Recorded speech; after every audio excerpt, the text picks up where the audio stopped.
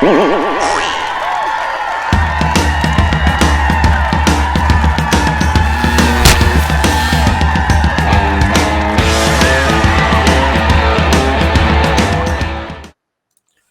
everybody. Welcome to another Comic Source Comic Boom collaboration. This is your DC Spotlight for the week of February 22nd, 2022.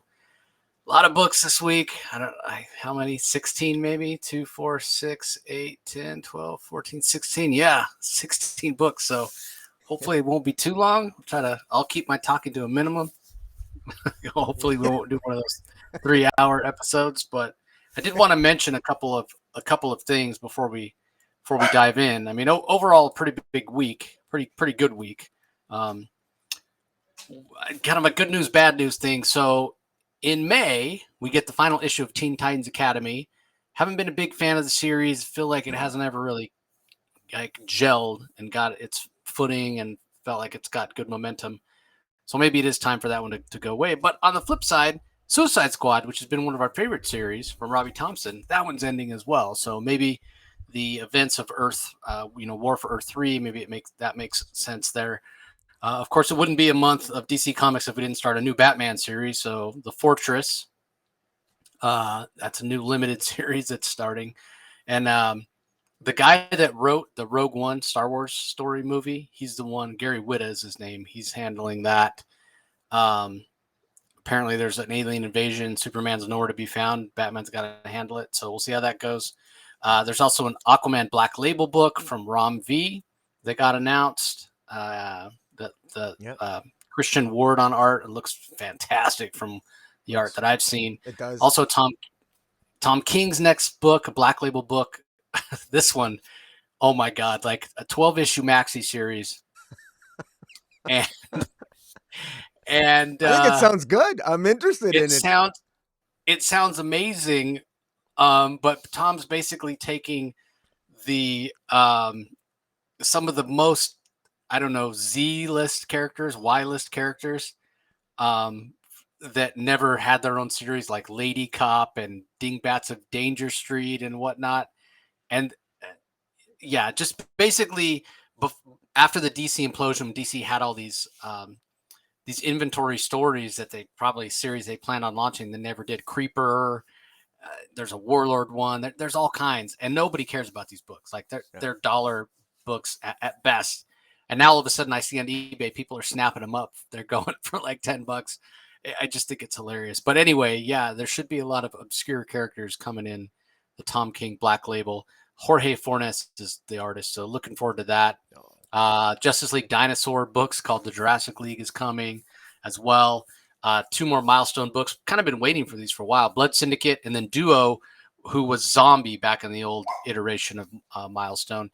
And tying in with one of the books we're going to talk about in this episode, Fables is returning after a multi-year absence. They're picking up where it left off with issue 151, which I love that. Which is really surprising to me that they're not starting over with a number 1. But I'm glad that they aren't. So we'll see how that plays out. But overall, a pretty solid week this week. Rocky, what did you think? Yeah, this week was solid. There's a lot of there's some are just really good, but I do think that there's some stinkers here. But in the when I do my own videos myself, I always get more views when I bitch, whine, and complain, and I've tried to move away from that, but because it just gets me down. But I will say this: there's a lot to be positive this week. A lot to be positive about this week. There's some negative ones, but I'll try to keep my negative comments to the minimum because there's so many to review, and maybe I'll just I won't say as much on the ones I don't like so much. Yeah, I mean, I don't think there's any books actually that I didn't like this week. There's just some that aren't quite as good as others. So we'll kick it off with Wonder Woman Evolution Part 4. Stephanie Phillips is the writer, Mike Hawthorne on pencils, Adriano Di Benedetto handles the inks, Jordi Belair on colors, Tom Napolitano on letters. I'm going to talk about the art first. It's not my favorite pencil work that I've seen from Mike Hawthorne, but what I love about what he's doing here is there's a physicality to the art that is fantastic. Like Wonder Woman looks buff. Like his design for her costume, kind of the double braids in her hair. I think they're called French braids, like that close to the skull, going all the way up. Um, it's fantastic, and she takes on the Justice League. So we know that there's a trial going on, and it was Rocky and I were both questioning why, being that she's not even human, why these, I don't even know if they're ever named, but why these aliens, these extra dimensional beings, whoever they are, why they would pick Wonder Woman as a representative for humanity to defend humanity's existence when she's not even human. But it got explained as, well, she's chosen to leave Paradise Island to go to man's world, and basically she's sacrificed because she feels that humans as a species have worth. So that's why she's been chosen as the champion or the representative of mankind, and whether or not they deserve to live. So that makes a lot of sense. I like that aspect of it from writer Stephanie Phillips.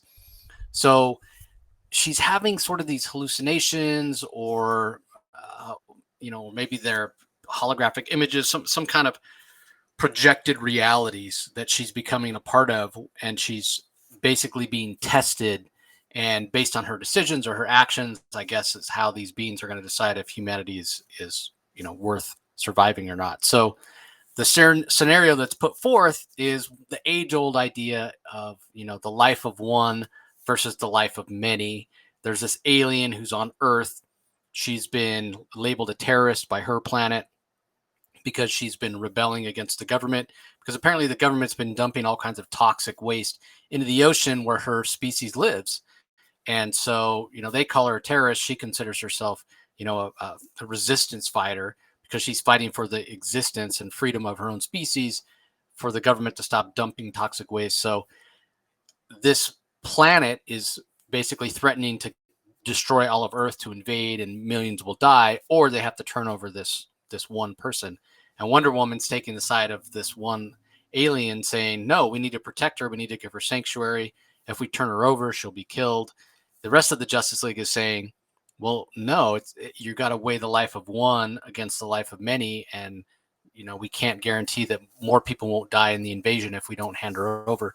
So, I mean, I can see both sides. Wonder Woman's like, we have to be better than this. We have to protect her and repel the invasion. Why can't we do both? So Wonder Woman feels so strongly about this. She's willing to come to blows, and she basically starts fighting the Justice League. And like I said, in terms of the art, it's very physical. It's a very like the physicality of the art is at the forefront, which makes a lot of sense because Stephanie Phillips, the writer, she's a Muay Thai fighter herself. So, I'm sure that her and Mike have been working on these fight scenes and whatnot. So, I enjoy the series. It's not as maybe highbrow as I initially thought it would be in terms of philosophical dilemmas and weighing the good of humanity versus the evil. But I say that we're only halfway through, so we could get there in the end. We'll have to wait and see. We're only on issue 4 of 8, so I'm enjoying this so far. But I could see why somebody who's a big fan of Wonder Woman might not necessarily like it, because it is sort of a different take. It's leaning much more into the idea of her as a fighter, as a real physical presence, as opposed to some sort of, idealized Amazonian princess or whatever, like a lot of the other takes of Wonder Woman that we've seen recently. So anyway, what are your thoughts, Rocky? Well, I like this issue for the. It reminds me, the last time I saw Wonder Woman take on the entire Justice League was in a real visceral fashion, was Justice League League of One. It was a great hardcover that I have, and it's one of my favorite Wonder Woman stories. And again, it's Wonder Woman Justice League League of One. It's really good. This is this is all an illusion, and you kind of know that because everything up to this has been an illusion. She's been taken by these alien creatures to basically she's got to stand up for humanity and defend humanity, because these aliens want to destroy humanity because humanity isn't worth saving. My one criticism with this story so far, and it's remained the same from the very beginning, and it hasn't gone away, and the fact that we're at issue 4, really, it frankly bothers me even more and more, is that we haven't gotten anything resembling what I would consider to be, okay, so what are you defending? Like, if Wonder Woman might have the character that rises above and is willing to sacrifice and help people, but that's not humanity. Like this entire story about Wonder Woman standing up to the Justice League, what relevance does this have to the central narrative itself about Wonder Woman, about humanity deserving to be kept alive and not being destroyed? Why are the aliens doing this? Now, maybe that will be revealed in future issues, but this just seems out of sync with the central conceit of the entire story, being Wonder Woman has to defend humanity. Wonder Woman is clearly defending a woman in this story. She's defending this alien, and she's, and, you know, and maybe that's what the aliens are doing. They're putting Wonder Woman in various scenarios where Wonder Woman is defending the alien, and this alien is a stand-in for, I don't know, humanity. But the thing is, Wonder Woman isn't human. She's half god. So just because Wonder Woman is so great at defending, is so great at standing on principles, and is such a great person, that doesn't mean humanity is. She's got to defend humanity, and this to me is sort of, I love the action. Mike Hawthorne on the art. I think the art was a little better this issue than in past. I think it's interesting, fighting the Justice League, some great action sequences, but just the story itself, I'm sort of like left wondering what's kind of going on here. It's clear at the end that this is still just an illusion, but again, I'm definitely checking it out, and I'm curious to see. Clearly, Stephanie Phillips is doing something different than my expectations have not been met, but that's not necessarily a bad thing, because maybe this is where she's going and she's got a direction. And just because I'm not necessarily heading in that direction, I can still be converted. So I'm in this. I'm curious to see where this is going. So I'm in this. I'm still a little bit baffled by the direction, but I'm curious enough that I'm definitely going to be sticking with it. Yeah, you know what's kind of funny when you talk about defending humanity, and I agree with you. We did get an explanation of why they chose Wonder Woman, but still, you wonder, what does this, illusionary situation have to do with anything? And is it the Justice League that's being judged? Are they representative of humanity? Because when you look at who's there, we've got Superman. Well, he's not human. We've got Martian Manhunter. Well, he's not human. Yeah. Hawkgirl technically is human, but Thanagarian powers. Yeah. John Stewart, human, but again, his powers come from an alien nature. So if you're really talking about humans with like human power, or power that's not alien in nature, Batman, obviously, Flash, and then Cyborg. So it's kind of funny when you think of it from that level. So, all right, let's move on to the next book. It's Catwoman number 40 from writer Tini Howard. Nico Leone does the art. Jordi Blair on colors. Tom Napolitano on letters. This is her Tini Howard second issue. What'd you think, Rocky? I continue to enjoy this. This was actually a little bit initially. Oh, sorry. Initially a little bit surprising to me, because I was sorry about that. Got to do my adjustments here.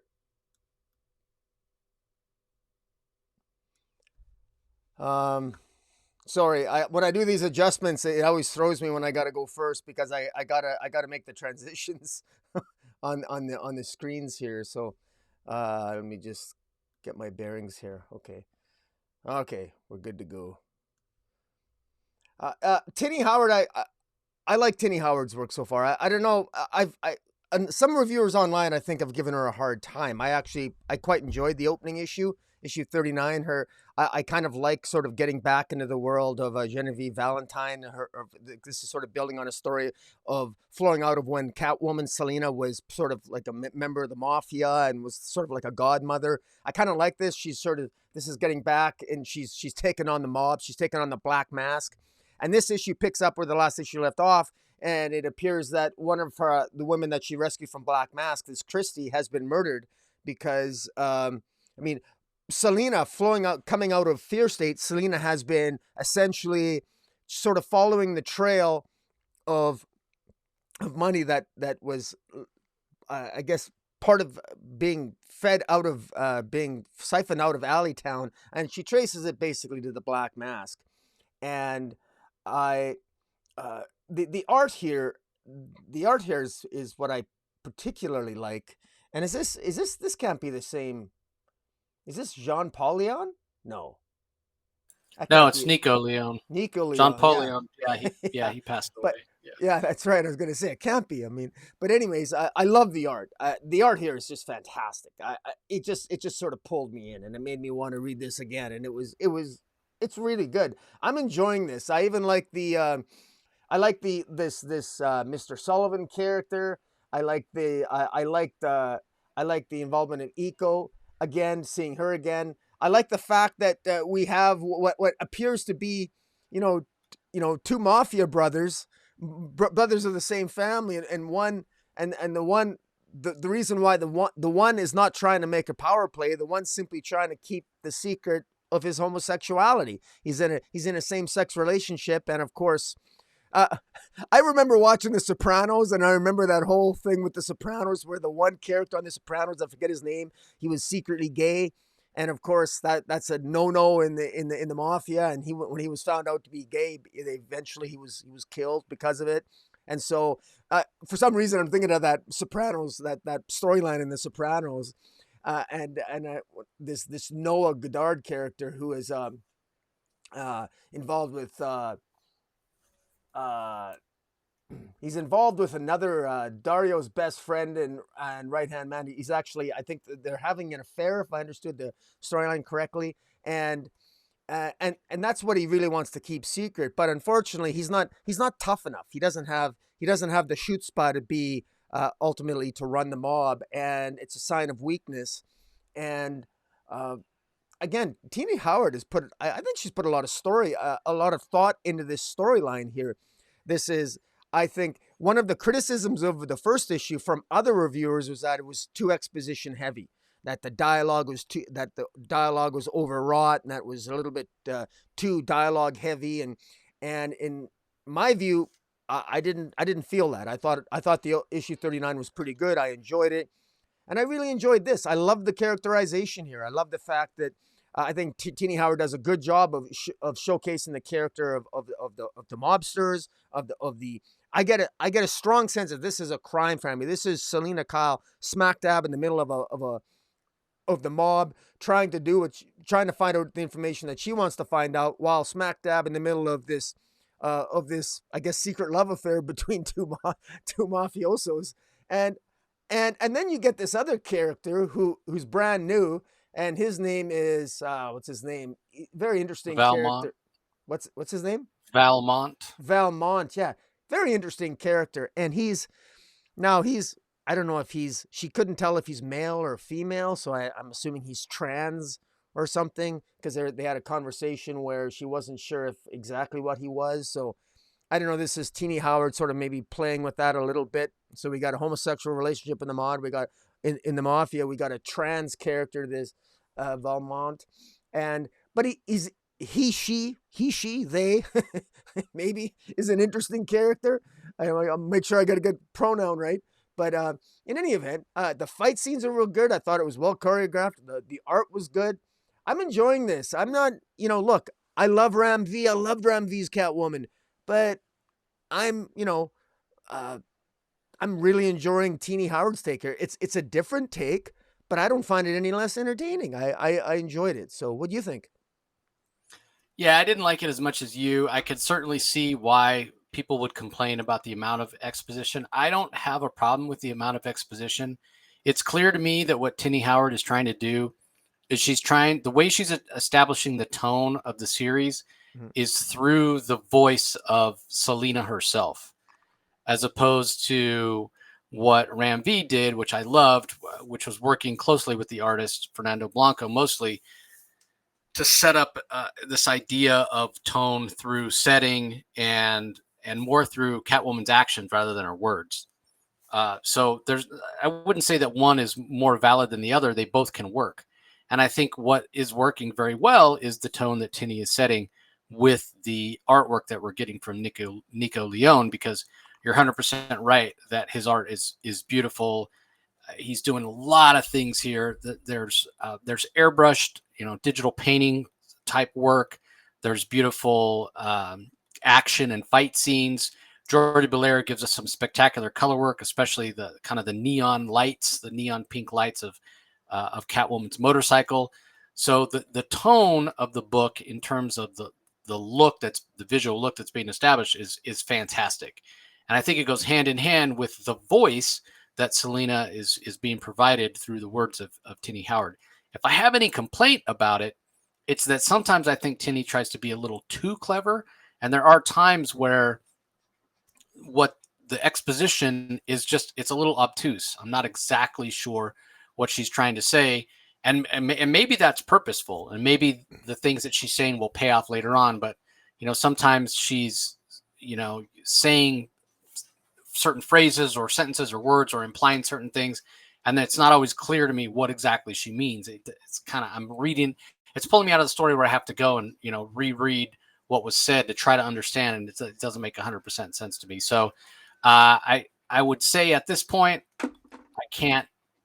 I wouldn't say I'm enjoying it as much as the Ram V run. I don't dislike it, but I'm still reserving judgment to see if I'm going to like it in the long term as much as I did the Ram V Fernando Blanco run. But there's a lot to like you said, the Valmont thing, this idea of this mobster Fernando, or isn't it first name not Fernando, Dario Tommaso, who's apparently in the same sex relationship, like you said, with his best friend Noah Goddard, and Noah's apparently willing to sell out his best friend to become the heir. Basically, he's going to take Dario's place as the heir apparent to the crime family. Whereas, like you said, Dario, he's more sensitive. He's got a softness to him where, if you gave him the choice, hey, you could have your true love with Noah here, or you could have the power of eventually taking over your crime family, he's going to choose the love. Whereas his friend Noah would choose, the power. So that's an interesting dynamic there as well. Again, I think the jury's still out on exactly what Tini's trying to do here. Maybe she is leaning a little bit more toward kind of the hard-boiled crime family sort of feel of Catwoman, as opposed to what Ram V was doing, which was a little more anti-hero. Again, one is not necessarily more valid than the other, but I couldn't say which one I'm enjoying more at this point. But what I will say is what Ram V did worked perfectly with the art of Fernando Blanco, and what Tini Howard's doing here is working perfectly with the art of Nico Leone. So, and Valmont, I'm very intrigued. So we'll see how that plays out. Up next, we have Hardware Season 1, Issue Number 4. It's written by Brandon Thomas. Pencils are by Dennis Cowan. Inks by Bill Sienkiewicz. Colors by Chris Sotomayor. Letters by Rob Lee. This is my favorite issue of the series so far. I'm not going to go so far as to say everything before this, the first 3 issues, have been set up. But things are really starting to come together. Yeah. With Curtis Metcalf basically finally sort of in the hardware armor in the way that we sort of expected him to be all along. And what I mean by that is the armor that he had was sort of cobbled together, with him being blamed by Alva for the Big Bang that caused all the Bang babies to get powers and whatever. And, it was all on Alva purposefully trying to give these guys superpowers, these kids superpowers, and then exploit them. And so Curtis had to go on the run. He wasn't prepared, I guess you could say. And so he was using armor that was cobbled together, like I said, and it had fail-safes in there. He was aware that there were fail-safes in there. And so he wasn't as independent as he might have wanted to be. So we learned in this issue that he took the time to make changes to all those fail safes. He's now fully armored up, and when they attempt to override the armor because of the microchips and technology that's in there created by Alva Industries, Metcalf's like, no, I knew you guys would do that. And now he's finally suited up, he's finally powered up, he's finally able and ready to take on Alva. And where we go from here, it's going to be exciting to see, because Alva also has been exposed by a couple of Metcalf's former girlfriends, or one ex-wife, one girlfriend, as being, not the benevolent CEO of Alva Industries that he portrays himself as to the rest of the world. So, is he going to be able to survive that? Probably. Those CEOs of companies tend to be able to let that stuff slide. There, just like in the real world, if you have enough money, you can get away with anything, basically. So what's going to happen there? And with Alva basically saying, hey, you can't badmouth me, and turning his goons loose on these women, Hardware is going to have to save them, but he also needs to save his own neck, because he's not exactly in a great position. The issue ends on a bit of a cliffhanger, because there was a deadline for Alva's former partner, Asher, to turn Curtis Metcalf over to Alva. And the deadline has passed, and Asher has not turned over Metcalf. So Alva has launched these missiles at the headquarters of Asher's company in Singapore. So missiles bearing down on the headquarters where Asher and all his people are, and Metcalf was there as well, using Asher's lab. So we have that going on, and in the meantime, the two women that have been allies and have sort of outed Alva as a bad guy, they're being attacked by these. They're almost like zombie-like creatures. So there's a lot on Hardware's plate. There's a lot on Curtis Metcalf's plate, and we'll have to see how it all plays out in the next issue.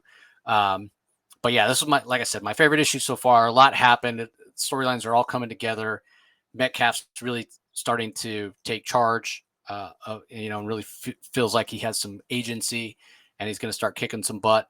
And the art by Dennis Cowan is, as great as Dennis Cowan's art has ever been. Very visceral, full of action, full of angst. So really enjoyed it.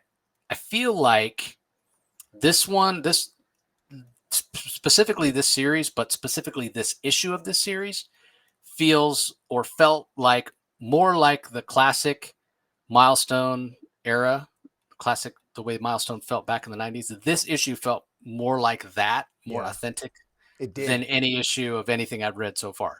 I attribute that primarily to Dennis Cowan's art. Yeah, that very well might be the case. I mean, I've loved Icon and Rocket. I've loved Static. They're all good. Icon and Rocket might be my favorite, actually. But in terms of, feeling like the most like former Milestone, and it might not just be Cowan's art. It's also probably the color, because the color tones here from Chris Sotomayor kind of harken back. Because if you remember those Milestone books back in the day, they weren't super primary. They weren't super bright colored.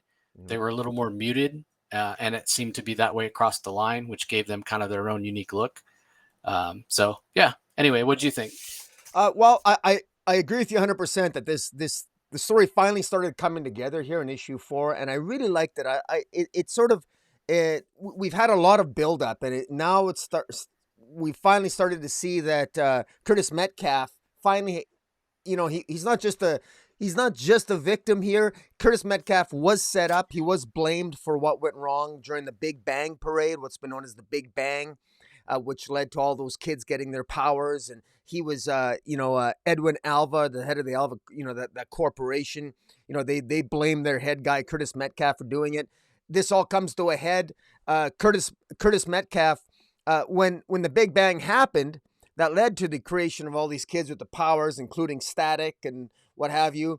We find out that while he was gone for an entire week. Well, Curtis Metcalf basically tells his former partner Asher that, what did you think I was? I was away. I was in another country that's only 12 hours away, but I was gone for a whole week. What did you think I was doing for that entire week? Well, he was planning for this. We find out that Curtis Metcalf was planning exactly what's taking place in this issue, and will likely continue on in subsequent issues. And that is, he was planning for all this, and he created tech that would help to further infiltrate Alva Industries, and that's what continues in this issue. But of course, Alva has a failsafe, which is of course missiles, because Asher, as you said, was to bring Curtis Metcalf in. And while Curtis Metcalf i.e. Hardware, has been successful in at least getting Tiffany Evans and other people to come forward and talk to the press, exposing Edwin Alva and his machinations. The reality is that Alva does have that safeguard and as a way to sort of take out Tiffany Evans, as well as to take out Hardware himself with missiles and missiles and weapons and what have you. But everything's coming to a head here, and I like it. We're 4 issues in, and we're finally starting to get a little bit more movement to the story. I thought the first 3 issues dragged a little bit. This issue sort of, it picks up again. And again, Dennis Cowan, there's something about his art. Every time I see his art, I'm always reminded of The Question. I always think of that 80s series with Denny O'Neil with The Question. And I just love seeing the art, even though the art, I'll be honest, sometimes the art feels a little bit sort of, it's unrefined and sometimes a little choppy. There's something sort of visceral about it that I just like. And and it's just an inherent bias that I have to like this style of art.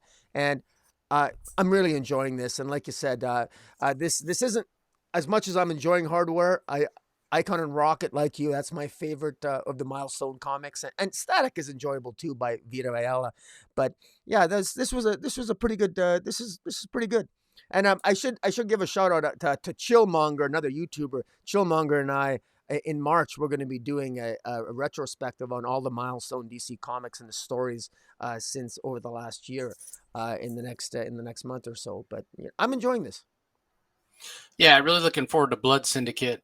Jeffrey Thorne is writing that one, and we haven't been shy about giving him a bad time about Green Lantern. But if you guys don't listen to the New Comics Wednesdays that I do, I absolutely loved the Amazing Spider-Man issue that Jeffrey Thorne recently did. So the guy can write for sure, just maybe not Jon Stewart.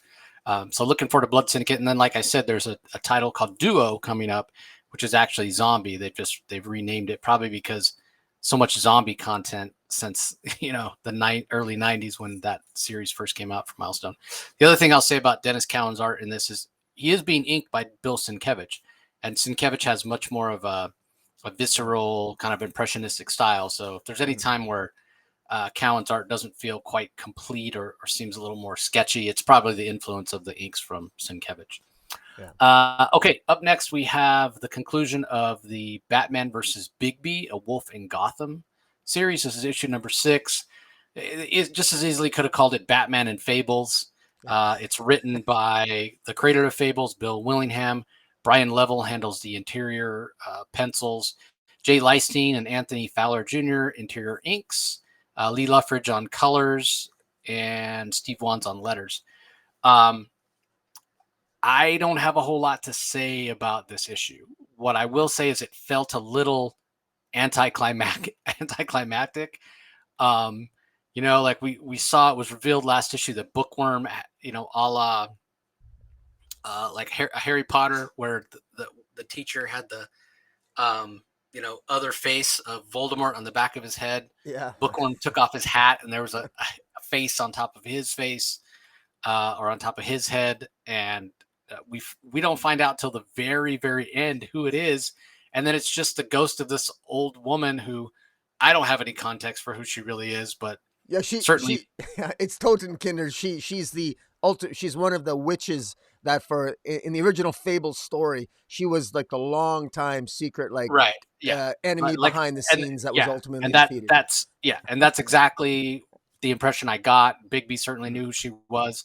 But again, like I've said throughout, if you haven't read Fables, you're not a fan of Fables, then a lot of this stuff just goes right over your head. And so that's kind of how I felt. Like maybe if you're a fan of Fables and you find out you're bringing something to this, and you find out that, yeah, it's Totenkinder, you're like, oh, it's so cool, it's Totenkinder. But for me, it just was like, okay, it's some old lady. I'm not bringing anything to it, so it lacked impact completely, and it felt super anticlimactic for me. So I think overall the series was super enjoyable. I think what I liked about it the most, well, first of all, the art was fantastic from Brian Level. Really kind of a visceral, dirty, street-level Gotham.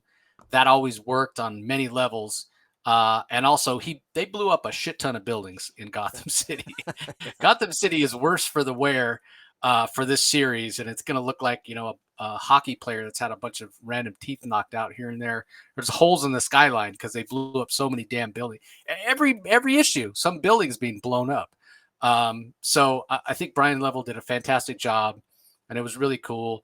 A lot of great visuals. And this one, Batman, he chomps down on a false tooth, and he says, "Oh, it's an antidote." And they're like, "Wait, antidote for what?" And he's like, "This," and he launches all this gas out of his belt, and it's like a full page spread, and it's fantastic. It's wonderful. So the art was amazing, and the story overall. This was Bill Willingham has given us a much more. I don't want to say violent, but he's given us a Batman with an edge, kind of like what Garth Ennis gave us in the Batman Reptilian series he did with Liam Sharp. Yeah. This is a Batman who's he's not shy about being brutal. He's much more about, I'm going to get results, whatever it takes. So I appreciated that. There's no subtlety here to Batman in Bill Willingham's hands. So from that aspect, I really enjoyed it. But from the actual narrative of the story, I almost felt like not much happened in this last issue other than the reveal of that person that's apparently important to you if you've read Fables. So, which I know you have, Rocky. So this probably landed for you a lot better than it did for me. What did you think? Well, actually, I'm gonna give. I don't know if this is an underhanded compliment or maybe an overhanded dig. Of all the Fable stories I've read, this is probably, I would rank this as probably last. I actually don't think this has done Fables any services, to be honest with you. I don't think anyone reading this. Well, in fact, I can ask you, if anybody reading this, would they have any inclination to go and read Fables? And my answer would be probably not. This is a Batman story. This isn't a Fables story. This is more of a this was very Batman centric to me, and in fact, this was all about propping up Batman in many ways. Even Bigby Wolf, all his powers of tracking and scenting, and there was even a scene in this issue where his tracking powers were made useless, and Batman, Batman could tell how many people were in the building, but Bigby's powers were all taken away because of the scent and because of the enemy that they're facing is a former Fable, and they know how to cloak themselves. And again, as a Fable reader, I like this, but if I'm really honest, I never asked for this. I don't need a Batman v Bigby story, but it's fun, and very clearly what I like what Bill Willingham did here is that he utilized the multiverse as he brought Bigby Wolf and the Fables into a universe of his own Batman. That this Batman had his own Robins, had his own Robinverse, had his own series of Robins, different Robins, had his and a different way of going about things. As you said, he was a little bit darker Batman, a little bit more visceral, a little bit more maybe more hardcore. And so I like that aspect of it. This Batman is more in line, has probably more in common with Bigby than the mainstream DC Universe Batman. And I liked it. It was like I question, though, how many people reading this who've never read Fables, if they're going to be inclined to go read Fables. Because I got to tell you, the actual Fables story, even though Bill Willingham wrote this, Fables has a very, very different visual feel to it. Because Mark Buckingham on the art is very different than the artist here, who is who's the artist here? Brian Level. Brian Level, yeah. I don't mean no. I mean no disrespect to Brian Level whatsoever. His art is excellent. It's really good. But this is not Fables. Like this does not have a Fables feel to it. And I thought this was a curious choice for Bill Willingham to sort of engage in, simply because Fables has such a unique visual look to it, and it's all Mark Buckingham. To engage in this with Batman and allow Batman to almost overshadow Fables, I thought it was a very curious choice. But I get it. I mean, I don't think it's going to hurt, because I'm so glad to hear that Fables is continuing at issue 151 and not starting at number 1. Good for you, Bill Willingham. Start at issue 151. Continue the fantastic story you're telling with Fables. There's so many stories to tell with the Fables. And look, I'm sure it's not a coincidence that they wanted this to showcase the Fables. But I'm actually wondering to what extent, like, I don't know, do you have any curiosity once you've read this, Jace? Let me ask you, are you curious about picking up Fables at issue 151 after reading this? No, and Well, I've had people recommend Fables to me before. yeah, Um, Here's the thing, like there used to be a show on ABC called Once Upon a Time, yeah, and I know it started after Fables, but it's basically sort of similar, right? Like it's supposedly modern day, and these characters from fairy tales are, kind of just living. Here's Cinderella, here's Snow White, here's blah blah blah. And my wife used to watch the show, and I would catch snippets of it now and then, and I just hated every single second of it that I saw. And so, I heard people saying, "Oh yeah, Fables, it's like fairy tale as modern times, or whatever." Like, no, maybe it's unfair of me to associate the two because it's kind of the same concept, but they're made by completely different creative teams. But I have absolutely no desire to see, the Big Bad Wolf or Red Riding Hood or Snow White or whatever in modern times telling crime stories, whatever. Absolutely no desire whatsoever. So reading this has not changed that for me at all. I gave this a try. But yeah, oftentimes I say, I'm not enjoying this or I'm not enjoying that. I'm going to stop reading it, and I'm not going to cover it when we do our spotlights. And then I end up reading anyway. Like Harley Quinn, we're going to talk about in a little bit. It's a perfect example. I keep reading Harley Quinn, even though I say Harley's not, I don't really care about the character and whatever. I can tell you definitively, I will not be reading and reviewing Fables for these spotlights. You will be on your own on that one. I just won't do it. It's just I don't have any interest. I don't think it's bad. I'm not saying anything about Willingham. I don't know. I haven't read it, so I can't comment on it. It holds zero interest for me. I'm not going to spend the time to read it. If I wasn't so busy, maybe I would, but yeah, I'm not going to make time for it. So no worries. I get it. There's so many great comics out there. You can only read so many of them. I mean, yeah, exactly, pumping out. exactly, It's hard enough to review yeah, 16 and comics. exactly. And the other thing is like it's issue 151. With I would not feel right unless I went back and read the first 150. Yeah. Ain't nobody got time for that. Come on, man. I'm trying to read 500 issues of Spawn this year. Okay, let's move on. Blue and Gold number 6 from writer Dan Jurgens. Ryan Sook handles the pencils. Sook and Wade Von Grobiger do the inks. Steve Buccellato and Chris Sotomayor on colors. Rob Lee on letters. Oh my God, the art in this issue. Gorgeous. Ryan Sook, man. Ryan Sook he's amazing. He's such a fantastic artist. And it's not even his rendering, although I love his rendering. Don't get me wrong, but his storytelling, his sense of emotion, tone, like I love it. I love it. It's fantastic. As far as the story itself, I thought that was pretty solid too. I mean, this has been a great story for fans of Blue Beetle and Booster Gold.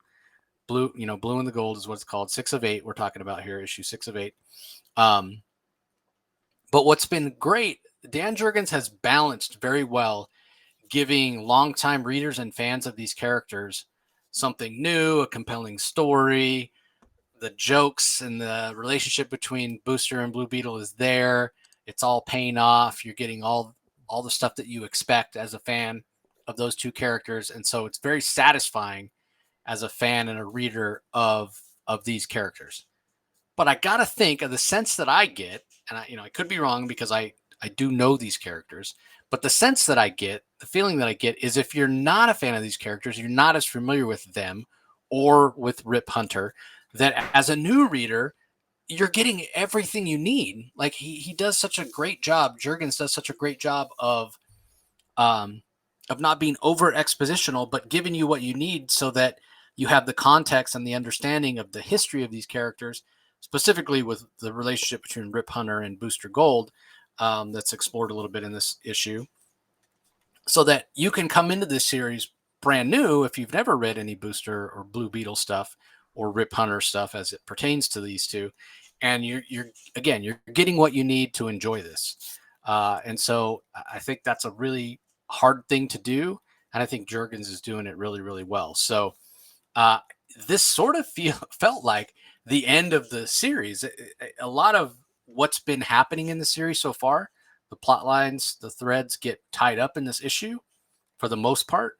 But we still have 2 issues left. So that's what's great as well, because for the on the last page, the Jaime Reyes Blue Beetle shows up, and all of a sudden we have something else that happens where you're like, wait, what? What's going on? Because the storyline that's been happening in the first 6 issues sort of wraps up. So I was starting to wonder, well, what's left for the last 2? Apparently, we're going to find out. And it makes me think that maybe this was originally going to be an ongoing, or Dan Jurgens could make this like, why isn't this an ongoing? Is the question I'm getting at, basically, because I think this should be, because I think it works on a lot of levels. So anyway, what did you think? I loved it, and I don't. I'll full disclosure here. I was never a huge Booster Gold fan or a huge Blue Beetle fan, even though I know that's odd. Especially, it's even more odd when I can legitimately say I think I own every Booster Gold issue that's ever been published, and I think I own every Blue Beetle comic going back to Charlton.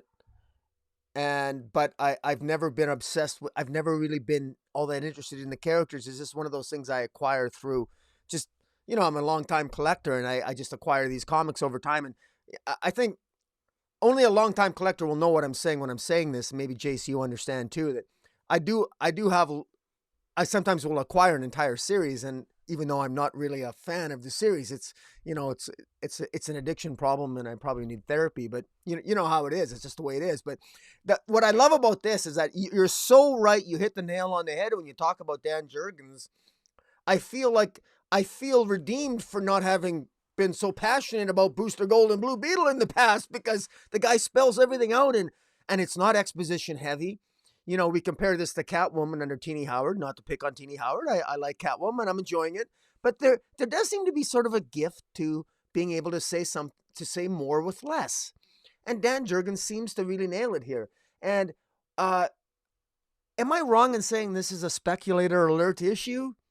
Maybe I'm wrong, but the revelation that occurs in this issue, has this been revealed before?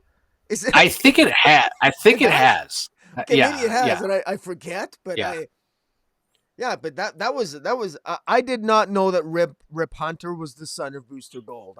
It never even, if that was been revealed in the past, it went in through my eyes and out the back of my head, and I completely forgot. Yeah, so I thought the same thing. I was like, that was news to me, but I haven't read every every issue of Booster, and I know one of his series had a lot to do with Rip Hunter and time travel and what have you. So I went and I looked, actually, and on the DC wiki, there's an alias listed for Rip Hunter as, like, basically Michael Carter Jr., which is Booster Gold's name. So, and this issue hasn't come out yet, so nobody would have had time to go and change that. So it must have been revealed previously. Well, then it's interesting then, because then Booster Gold's mother, there's a scene here that I got up on the screen, and it shows, I mean, it looks to me as if Booster's mother, it's likely Rip Hunter here is talking to his mother, because she's got red hair just like him. So is he talking to his mother here? I think I think maybe Terry, who was the very first person that Booster Gold met when he traveled back in time in that 1987 series from Dan Jurgens. She's the first person that he met, and there was always, like, sexual tension between the two of them. So I don't know that his mother has ever been revealed, but yeah, it wouldn't surprise me if that's who his mom is. So I don't know. I'm going to go out on a limb here, and I don't know if we've got confirmation. Maybe we've had theories in the past, but this to me seems to be a little bit more in your face about it. I would, again, I stand to be corrected, and clearly you've corrected me. I guess it's been speculated on in the past, but I think this is an issue worth picking up. Number one, art's fantastic. Ryan Sook's art's absolutely fantastic. So good. I love what Rip Hunter did by going back in the time and dealing with Princess Omnizon's claim that Earth is hers, that thousands of years ago she claimed Earth. He went and he messed with time, and to suggest that maybe that he removed the marker off Earth, or had someone else, had Terry do it, move the marker on another planet. So he's sort of playing the game so that Princess Omnizon no longer has the claim to Earth, and so they've made an enemy there. But I really love this. Dan Jurgens has managed to take Booster Gold mythology, Booster Gold lore, Rip Hunter, the paternity of Rip Hunter, the maternity of Rip Hunter, creating another interesting arch enemy with this Princess Omnizon, and wrapped it all in a nice little bubble, and ended this issue with Jamie, the new Blue Beetle. What's his last name? Reyes, yeah. Thank you. Jamie Reyes as the Blue Beetle showing up at the end, and he seems to be possessed or something. Anyways, this is very well done. I mean, fans of Booster Gold and Blue Beetle, I mean, this was quite enjoyable to read. Yep, I agree. Okay, let's move on. I'm really curious to know what you think of this one. So it's Aquaman #1. This has been a long time coming. Countdown to Aquaman, prelude to Aquaman, all kinds of stuff. Both the Jackson Hyde Aquaman The Becoming and the Black Manta series that recently ended have been a prelude to this. There's also about 75,000 variant covers. So if you're a big Aquaman fan, good luck collecting all those. Variant covers by Nick Robles and Jim Lee and Alexis Franklin, Cale Nagu, Travis Moore. Like, there's just a ton of them. So, but anyway, it's written by Chuck Brown and Brandon Thomas. The art is fantastic by Sammy Basri. Colors are by Adriana Lucas. Letters by And World Design. Yeah, again, long time coming. It's finally here. Did it do anything for you? Well, it did one thing that I'm really glad it did. It redeemed a little bit Chuck Brown's writing in my eyes, because I thought Chuck Brown maybe I kept thinking that Chuck Brown was the writer of Black Manta, and we reviewed all 6 issues of Black Manta, and we thought it was, if I was to summarize our general feeling of it, is that it was perhaps a little bit convoluted, and the art was not very good on Black Manta. In all the 6 issues, the art did not serve the story very well, but the story was there. I think it's fair to say, Jason, you and I could sort of piece together the remnants of a story that was probably better than the art suggested it was, would probably be the most polite way of putting it. But I'm pleased to discover here that, Chuck Brown shares the writing duties here with, I believe, Brandon Thomas. Now, I don't know if it means anything on a comic book cover, but Chuck Brown, the Brown name is above Thomas, so does that mean he has top billing? I don't know if that means anything, but if Chuck Brown did more of the writing here, let's just assume that for the sake of argument. I actually thought this was, thankfully, because of the art of Sam Basri, I thought this story came across. I enjoyed this story much more. This is, I'm not exactly sure how it necessarily flows directly from Black Manta, the storyline there, or even from Aquaman The Becoming, which Brandon Thomas wrote, but you can see you can see the connections there. They're at least references. And what this issue starts off with Orm, the Ocean Master, attacking the United Nations, and he wants to kill the Atlantean ambassador for being too weak and not being aggressive enough dealing with the surface world nations. And it's clear that the Ocean Master has something else going on here. And essentially, Ocean Master attacks the United Nations with this giant serpent sea creature. And Aquaman shows up, or Arthur Curry shows up with Jackson Hyde. And they are both referred to as Aquaman in the world's media. And it's clear that what's going on is, as you read through the story, there's different, what I'm guessing to be, there's different people around the world that seem to be, they start exhibiting Atlantean DNA, and they start speaking in a different language. And in Paris, France, Black Manta, David Hyde, Black Manta, encounters one of these individuals that's sort of taken over.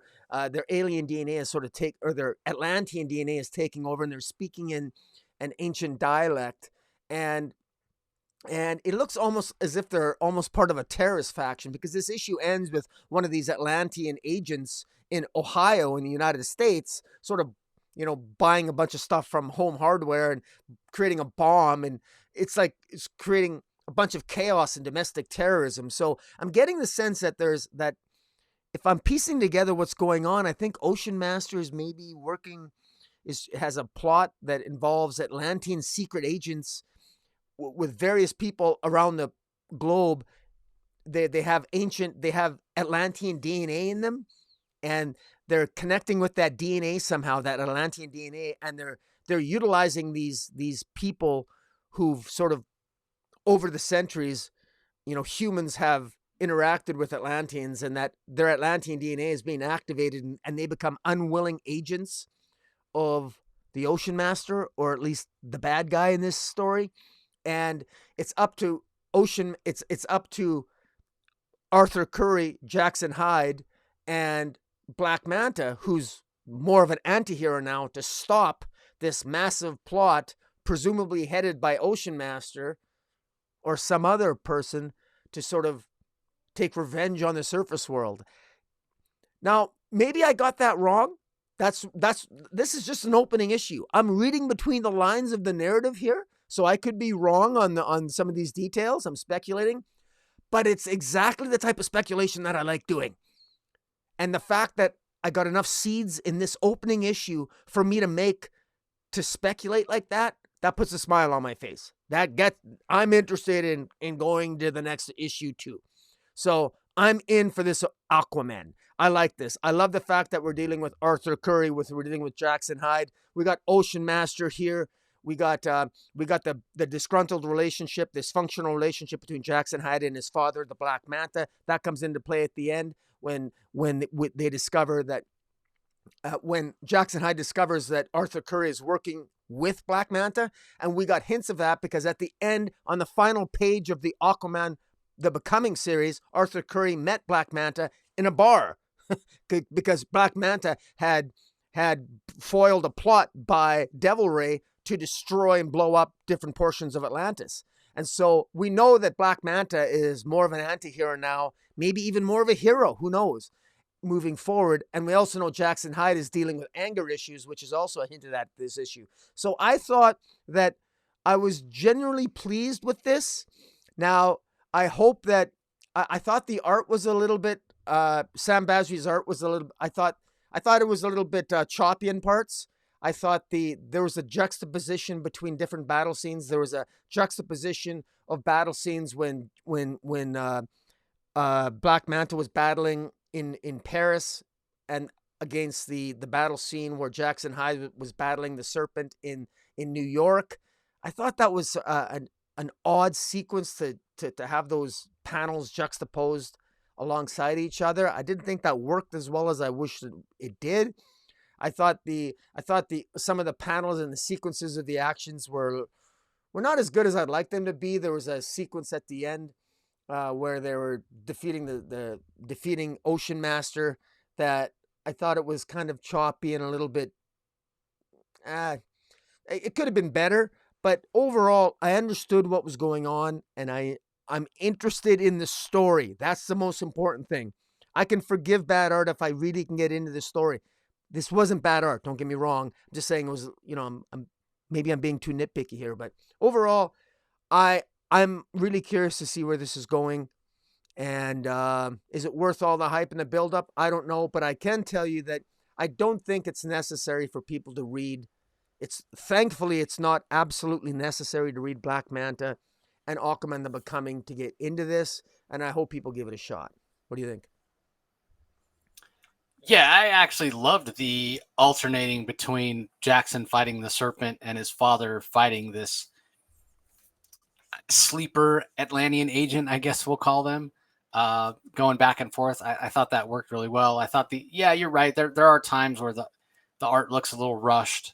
The rendering is not quite as good as it is in other places. But overall, I really enjoyed the art. The only problem that I have with it, I echo a lot of what you said. I think that overall, I love the story. It's very intriguing. The thing I don't like, and I talked about this at the first issue of Black Manta, putting aside the art that we didn't care for on that series throughout, I just don't care for the idea of turning Black Manta into an anti-hero, or, like, to use your phrase, even a hero. Yeah. He's even getting along with Aquaman. Like, come on, come on. What? Like Sacrilege! that. Yeah, that's like totally out of character for both of these guys. So that's the part that I knew I would struggle with, and sure enough, I do. Like, even like setting aside the final scene where Aquaman is, putting himself between father and son, trying to keep them from battling. Just seeing Black Manta sitting in this fancy French restaurant with a bow tie on, in a suit, sunglasses. It's like he reminds me of like Idris Elba, which actually in the final issue, it felt like they were purposely drawing in the final issue of the Black Manta series. I don't know if I mentioned this when we reviewed it, but it felt like they must have used Idris Elba, or whoever the artist was. I think it was Matthew Dow Smith, must have been using Idris Elba as reference, because it really looked like that's who Black Manta was, as opposed to the actor. I think it's Jay White, the guy that played Spawn. I think it's the guy that Yeah, Jay plays White. Black Manta. Yeah, in the movie. But regardless, I mean, he's sitting there looking like a secret agent instead of looking like a super villain.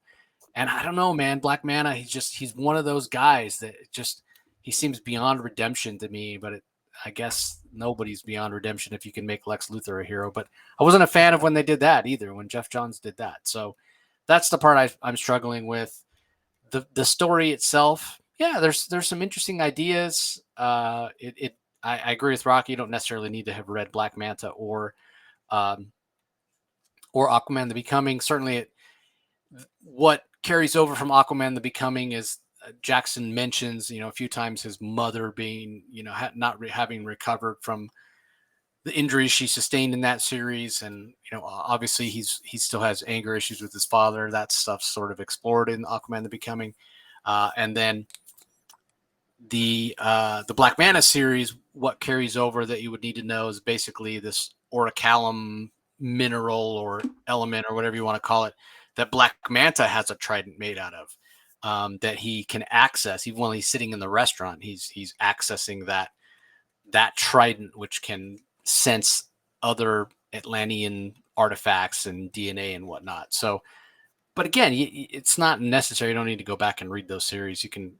pick this up and hit the ground running. So, if anything, I would say Arthur Curry. Of the three, apparently, like Rocky said, both Jackson Hyde and Arthur Curry referred to as Aquaman. I have no problem with that. But I think even in this context of the story, even Black Manta is considered an Aquaman in terms of this. This is a story of three Aquamen is the kind of the impression I'm getting, or at least what will be at. It is the title of the series, so yeah, exactly. But for me, it felt like Arthur has the least time in the spotlight, and maybe deservedly so. He's had many issues of comics. Jackson Hyde and Black Manta have had, infinitesimally fewer. So, maybe it is time for these other two to shine. But of the three characters, I like Arthur Curry the best. So I'm going to, I want him to have more of the spotlight, but maybe that's not the purpose of the series, and that's okay. So I certainly am much more interested and invested in Arthur Curry or Jackson Hyde rather, after reading the Future State Aquaman series. I like his look. So yeah, we'll see how this plays out. I'm definitely intrigued. Okay, up next we have Action Comics number 1040. This is from writer Philip Kennedy Johnson. Ricardo Federici does the interior art, Lee Luffridge on colors, Dave Sharp on letters. Yeah, War World. This is part 5, and yeah, I think you and I are diverging on over the last few issues have diverged on how we felt about this. You've been enjoying it much more than me. So what were your thoughts on this issue? Well, I continue to enjoy it, so I'm getting the impression maybe you continue to diverge, but I continue to merge with the thought process of Philip Kennedy Johnson, the writer here. I'm enjoying this. We're getting more and more into the mythology of Warworld, and I really I I'm enjoying it. Mongol has plans for the United Planets that will not work if Superman is dead. So if people are wondering why doesn't Mongol just kill Superman, that's why. Mongol has some long-term plans here. This isn't just Mongol who's, Mongol has is one in the line of many Mongols who have controlled Warworld. But Mongol has plans here that goes far beyond his predecessors in the past. The Mongol who does not have as many long-term plans as the Mongol who now is. And part of Mongol's plans here involves keeping Superman alive so he can complete his machinations, because he's got plans one can reasonably assume that involve universal conquest and taking over the United Planets. And now what's great about here is so much happens in this issue, and a lot of it's Philip Kennedy Johnson does a good job in my mind. What really stood out for me is the character work in that Superman is having an impact on his fellow captives, on his fellow fighters. And especially in this issue, there's a couple of children a brother and a sister who are indoctrinated into the mindset of fighting for chains. And every time you defeat somebody, you get their chain. And the longer your chains are, the more victory you've had in battle, and the more pride you can take in, and the more reverence you will get, and you're going to be more beholden to Mongol, who you should aspire to be, because he is the one who holds your chains. And the idea here is that, Mongol here right away, it's where the reader, we're impacted by how much of a jerk and how much of a tyrant Mongol is, because he approaches two children who show their reverence to him, these two Phalosians who must abandon their native heritage. They're not Phalosians anymore, they're Warzoons. It doesn't matter what planet you're from, when the moment that you've been taken over and you are captive and you are a gladiator fighting on Warworld, you are no longer what your homeworld is. You're no longer a Phalosian. You are a Warzoon. That is your life. That is your destiny, and that will never change. And these two children that Mongol confronts, he basically tells one sibling to kill the other to show your loyalty. And of course, Superman jumps right in front. He won't let that happen. And Superman shows his defiance of Mongol. And everybody sees this. And Mongol's own cohorts, Mongol's own underlings are saying, "You must kill this Superman. He's making a fool out of you. He's inspiring the masses." But Mongol doesn't. Mongol has plans for Superman that go beyond that. And so something is going on behind the scenes here that we're not yet totally privy to Mongol's full plans. And Mongol is clearly underestimating Superman, because going on behind the scenes, Superman is Krillux, another fellow gladiator, has taken him to the tombs that are located under Warworld. And in these tombs, written in a language that even Mongol himself may not fully understand, or the underlings of Mongol don't fully understand. It's written in fragments of even of the Genesis fragment. And what makes it more interesting is that Superman becomes privy to Midnighter's plans, because we got to wonder where Midnighter is. We got to remember in an early issue, Midnighter had an opportunity. Midnighter had an opportunity to rescue Superman, but Superman refused, saying, "No, I can't leave these people."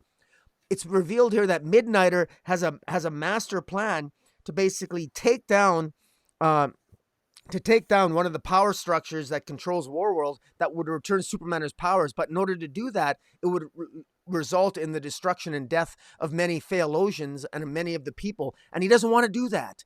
And so Superman is against that. Well, Krillux has another plan, saying there's another way that we can maybe win the day, but you got to follow me. And he takes them to the tombs underneath Warworld. And Superman sees that there's a lot of power, because you know how powerful the Genesis fragment is. We know that in the earlier issues, when a Genesis fragment was found, and the Atlanteans and the United States government fought over it in those earlier issues of Action Comics. So we got so much happening here. Meanwhile, we got Omak being tempted to side with Mongol.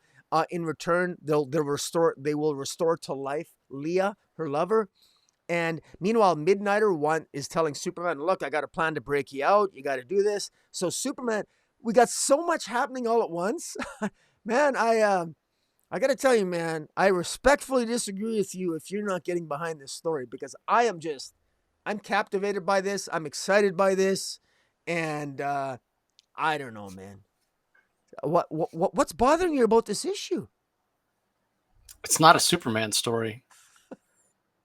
Well, I mean, that's the bottom line. I sound like a broken record. This is, as far as Superman as a gladiator fighting on Warworld, it's been done before. Roger Stern, it's been done before. It's been done better. The story itself, so let's put aside the fact that I don't feel like it's a Superman story. Is it a good story? Yes. Like, take Superman out, put in Adam Strange, put in Warlord, put in any number of characters instead of Superman, and I would be singing the story's praises. But it doesn't feel like a Superman story because you've had to jump through all these hoops as a reader, as a fan of Superman, my favorite character. I have to jump through all these hoops in order for this story to actually happen. Well, he already was losing his powers on Earth, and then, oh, by the way, he had like this illusion that was going on that made him look like he was still normal and didn't have gray hair. And now there's these engines in Warworld that are sapping his power. Like, all these conditions to make it where, why can't Superman just like swoop in and save everybody? Because he really is way more powerful than anybody on Warworld. So it's one too many things, like, hey, is this a good story in terms of, the drama that's being built and trying to rescue these people from where they're captive and all that stuff? Yeah, it's a great story. The art by Riccardo Federici, great story, but it doesn't feel to me like a Superman story. Like, we didn't give Bendis a pass in the latest Man of Steel series when he went through all the machinations to remove Lois from the book, to remove John Kent from the book, because we all felt like, well, Bendis wanted to write a Superman comic or Superman comics where he was writing Superman, and Superman wasn't married and he didn't have a kid, and he wanted to write Superman and not the supporting cast. A bunch of people, not just us, a bunch of people railed against that, saying, look at all the stuff you had to do to get to where you wanted Superman. But now Philip Kenny Johnson's sort of doing the same thing so that he can tell this story, and we're going to say, oh, this is great. I'm not going to give him a pass on it. It doesn't feel like a Superman story to me. But I'm not saying it's a bad story. I'm just saying, for me personally, it is not working. I wish the story was told with somebody else. Like, this, to me, like with Adam Strange in the lead, I think would be fantastic. Well, would you have to change it around a little bit? Yeah, you'd have to change it around a little bit because he's obviously not as powerful as Superman or what have you. But I think it could still work. But I don't know. Again, it's just me. I know I'm probably in the minority, and there is a lot to like here. And if I set aside the fact that I've had to jump through all these hoops, then yeah, it's interesting. It's interesting. Well, I just want to give a counterpoint to your comments, which I certainly I believe I understand where you're coming from. The counterpoint that I would point out, though, is that I don't think, I disagree respectfully with your point of view that any character could replace Superman in this story, because I didn't say any character. Well, you said Adam Strange, so I'll even pick Adam Strange. The fact is that only Superman could get away with going to Warworld and not and frankly, he's not afraid of dying. If he dies, he dies. He'll die for his cause. But Mongol won't kill Superman because he's Superman. Because Mongol has plans, because he doesn't want to kill somebody as great as Superman yet. And so he's underestimating Superman. And plus, Superman is there to save the Phaeolosians. And Superman is reminding everyone there that don't lose your identity. Just like Superman doesn't lose the fact that he's Kryptonian while he can be human. He's telling him, don't lose your identity to the people. Yeah, obviously you'd have to change things. And I said that. Obviously, you'd have to change things. It wouldn't, like, if Adam Strange or somebody else. I disagree with you that not just any character can pull that off. I think this is perfectly suited for the type of character that Superman is and what he aspires to be, especially when you talk about hope and truth. Anybody, and justice. but anybody can inspire hope. That's what I'm saying. You change the story. You're a writer. That's your job. Bring in Adam Strange. Just use Midnighter. Use Apollo. Anybody can can be that guy that can inspire hope. It doesn't have to be Superman. Does it work better if it's Superman in terms of hope? Yeah, it does. But you had to jump through all these other hoops to get there. And as far as the Mongol aspect and, hey, United Planets, whatever, yes, you might have to, abandon that part of the story and you build something else.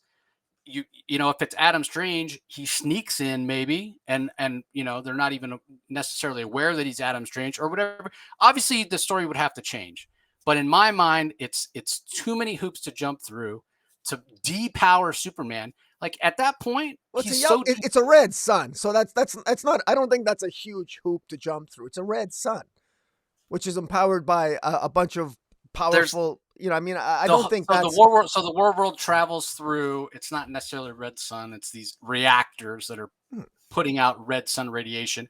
Because the war world travels through. It might be in a yellow sun area. It might be in a red sun area, whatever. But if it was just that, then maybe I could get by with that. But it wasn't just that. It was, oh, by the way, he was already losing his powers. Oh, by the way, he looked different. Oh, by the way, it was an illusion. Oh, by the way, there's the reactors with red sun radiation.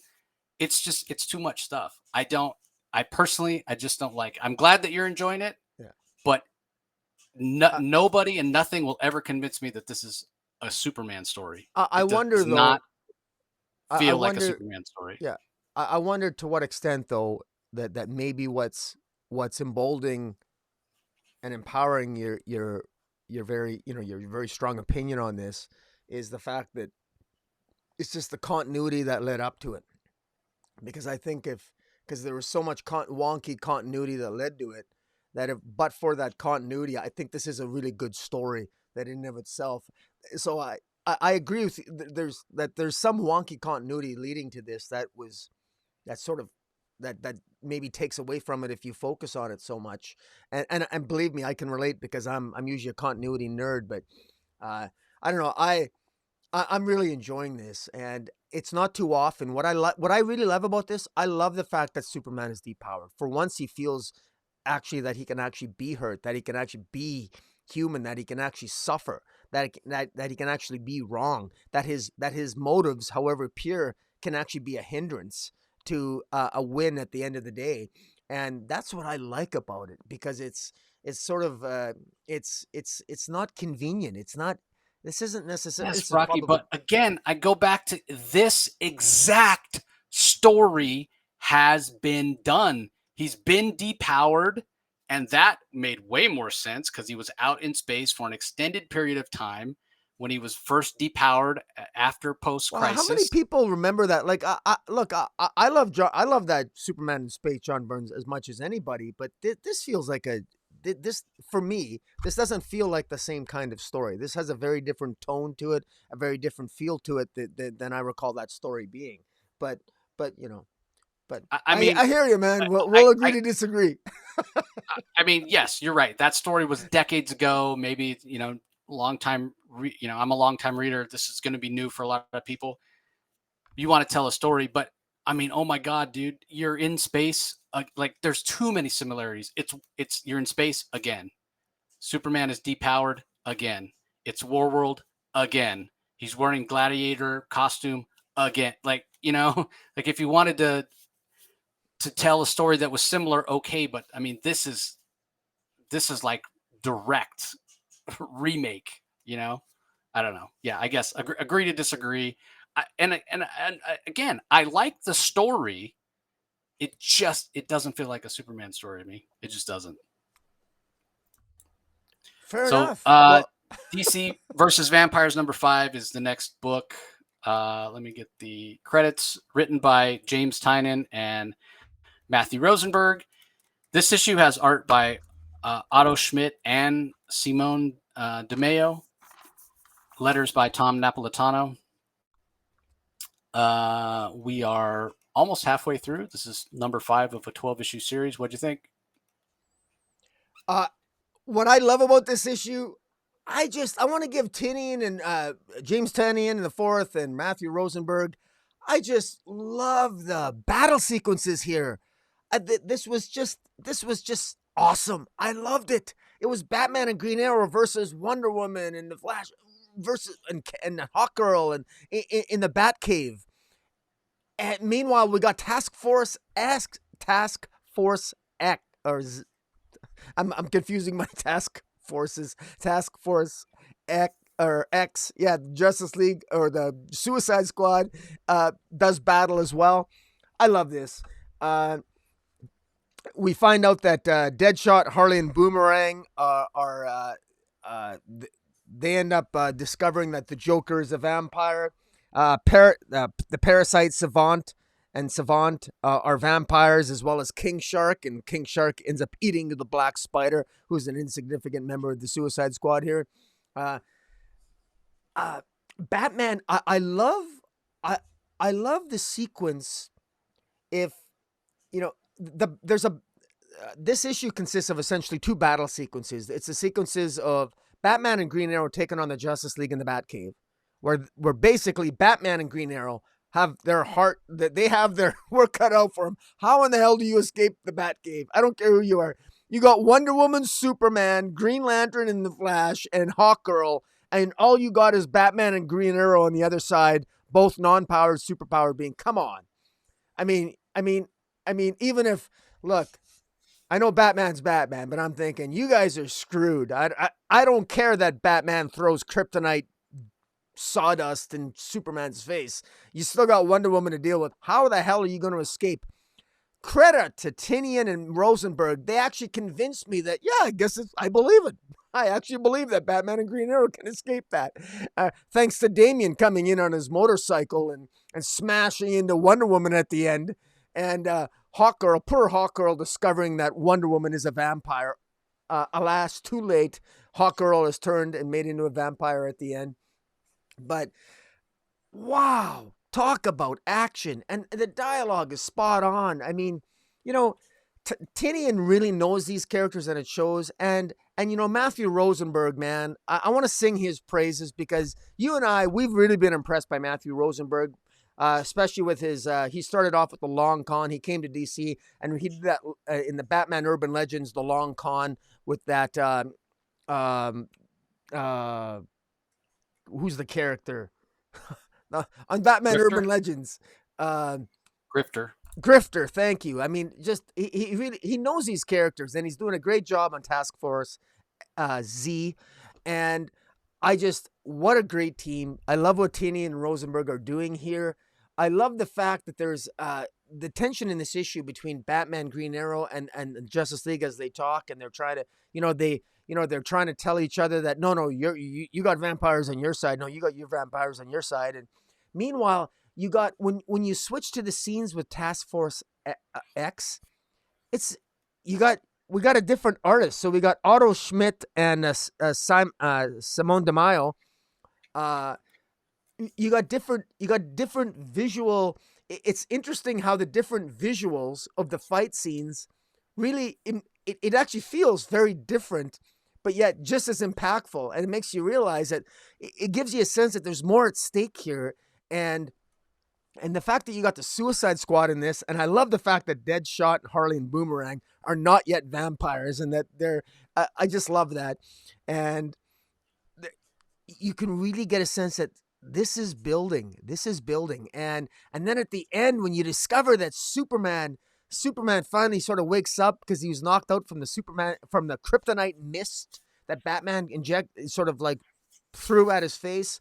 And then you got a vampire Green Lantern and a vampire Wonder Woman behind Superman. You got to wonder, is Superman a victim here? Does Superman even know what's going on? Like, I'm wondering, is Superman this much of an idiot? Superman seems to be the dumbest guy in the room. He's like, he doesn't know what's going on. Everybody has some idea what's going on. In fact, even the people that seem to be confused seem to be more on the ball than Superman. But anyways, I love this. I love the character moments where, Green Arrow, Oliver Queen has a chance to kill Green Lantern, but he doesn't have the heart to hit Hal Jordan in the heart. So he intentionally misses the heart, and Batman even scolds him for it. But it's Hal. You don't understand. I mean, this is really great. As a longtime reader and as someone who arrogantly believes that I know these characters, I feel that Tynion and Rosenberg know these characters too. I love this. I enjoyed this. I I don't want to say more about it. I want people to just pick up this issue to enjoy it. You'll just have a blast with it. It's that much fun. Otto Schmidt on the art and Simone DeMeo, fantastic. I loved it. What do you think? Yeah, it was okay. I didn't like it anywhere near as much as you. I've been loving the series, and overall, I think it's very strong, and I highly recommend it. You know, we're what 5, 6 issues into reviews here, and we have our second Batman Hollow Tooth moment. So that was interesting with him Yeah. blowing the kryptonite gas in Superman's face. Um, so yeah, I mean, like you said, the what you seem to love about it is kind of what I didn't like. This was my least favorite of the issues of DC versus vampires so far, because it didn't advance the story at all in terms of the whole conspiracy behind the scenes sort of aspect of the story. Like you said, it's just two big fights. It's Batman and Green Arrow against the Justice League in the Batcave, and it's Suicide X or Suicide Task Force X, Suicide Squad against Joker henchmen who've been turned into to vampires, and then some of Task Force X even get turned into vampires. So, yeah, I mean, I'm interested in the narrative moving forward a little more than we got in this issue. Is the fight between Batman and Green Arrow and the rest of the Justice League cool? Yeah, it's cool. The Suicide Squad fight less so, but yeah, it's a lot of fun. I'm just ready to. Okay, I want more of the actual narrative.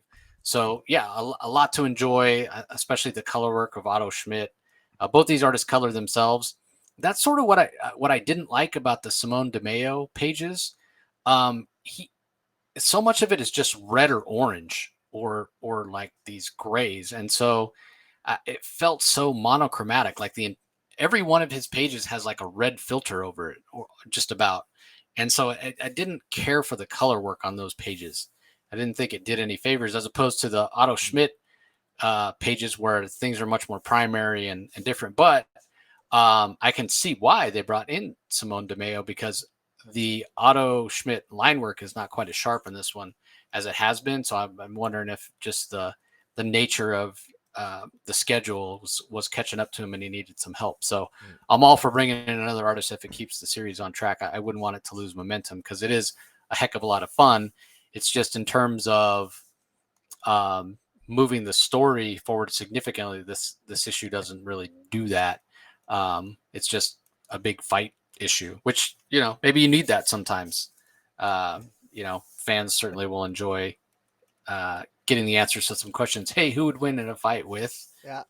Yeah, and that's you good. and you find out. So How about the best line in the comic for me was when Damian, breaks into the Batcave and says, "Hey, Wonder Woman, what do you think of our new motorcycle?" And he smashes the motorcycle into yeah, Wonder Woman. smashes both sides. I just thought, I don't know, that put a shit-eating grin on my face again. So yeah, I don't know. I really enjoyed this.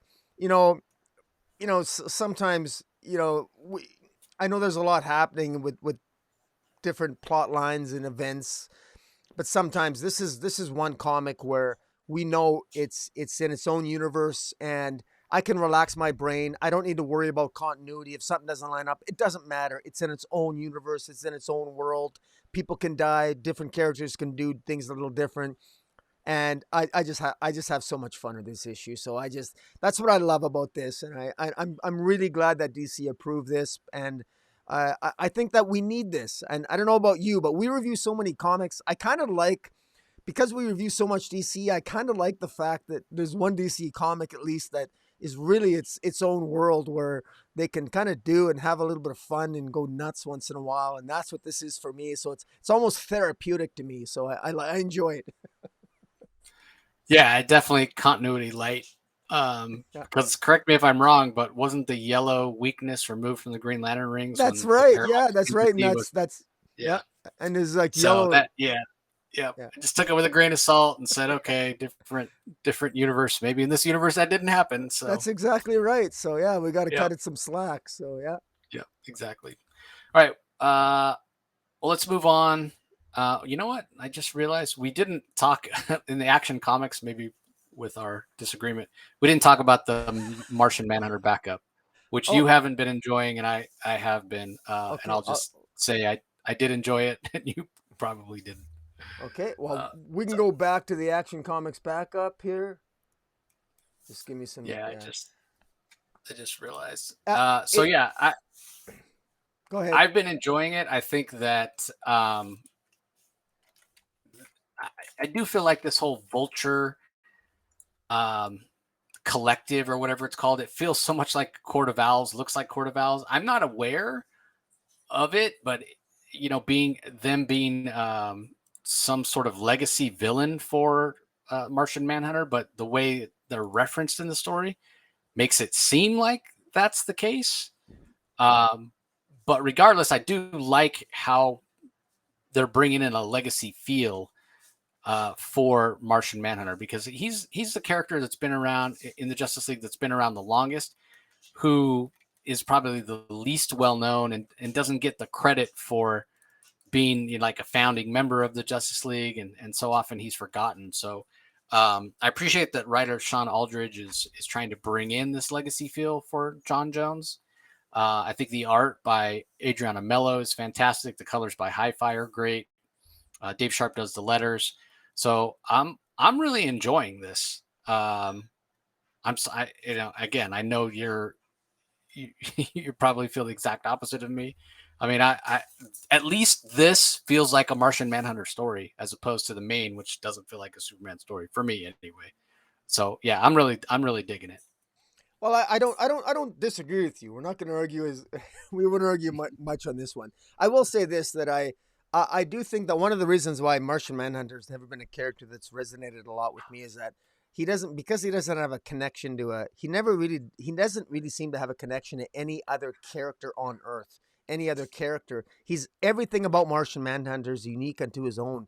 And so I can never get a handle where I feel I can relate to him, oddly enough. For example, with Superman, there's Lois Lane, there's Jimmy Olsen, there's a whole slew of other characters that I can use as sort of a way to relate and get a handle on Superman.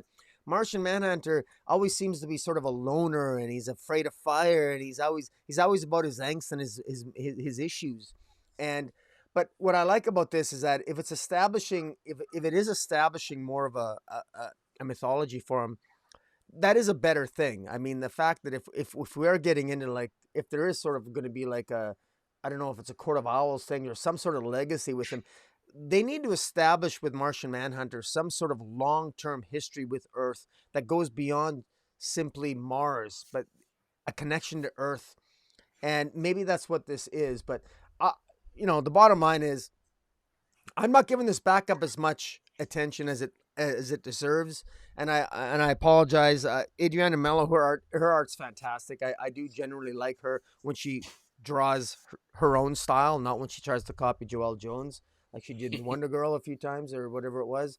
But in any event, I don't, I will say this: I do think that the backup feature for Action Comics, it should have been, if ever there was a Midnighter backup feature in Action Comics, it should have been now as opposed in the past. I'm having a Midnighter backup in Action Comics while Superman is in War World and Midnighter's doing his own thing. Why not have a Midnighter backup?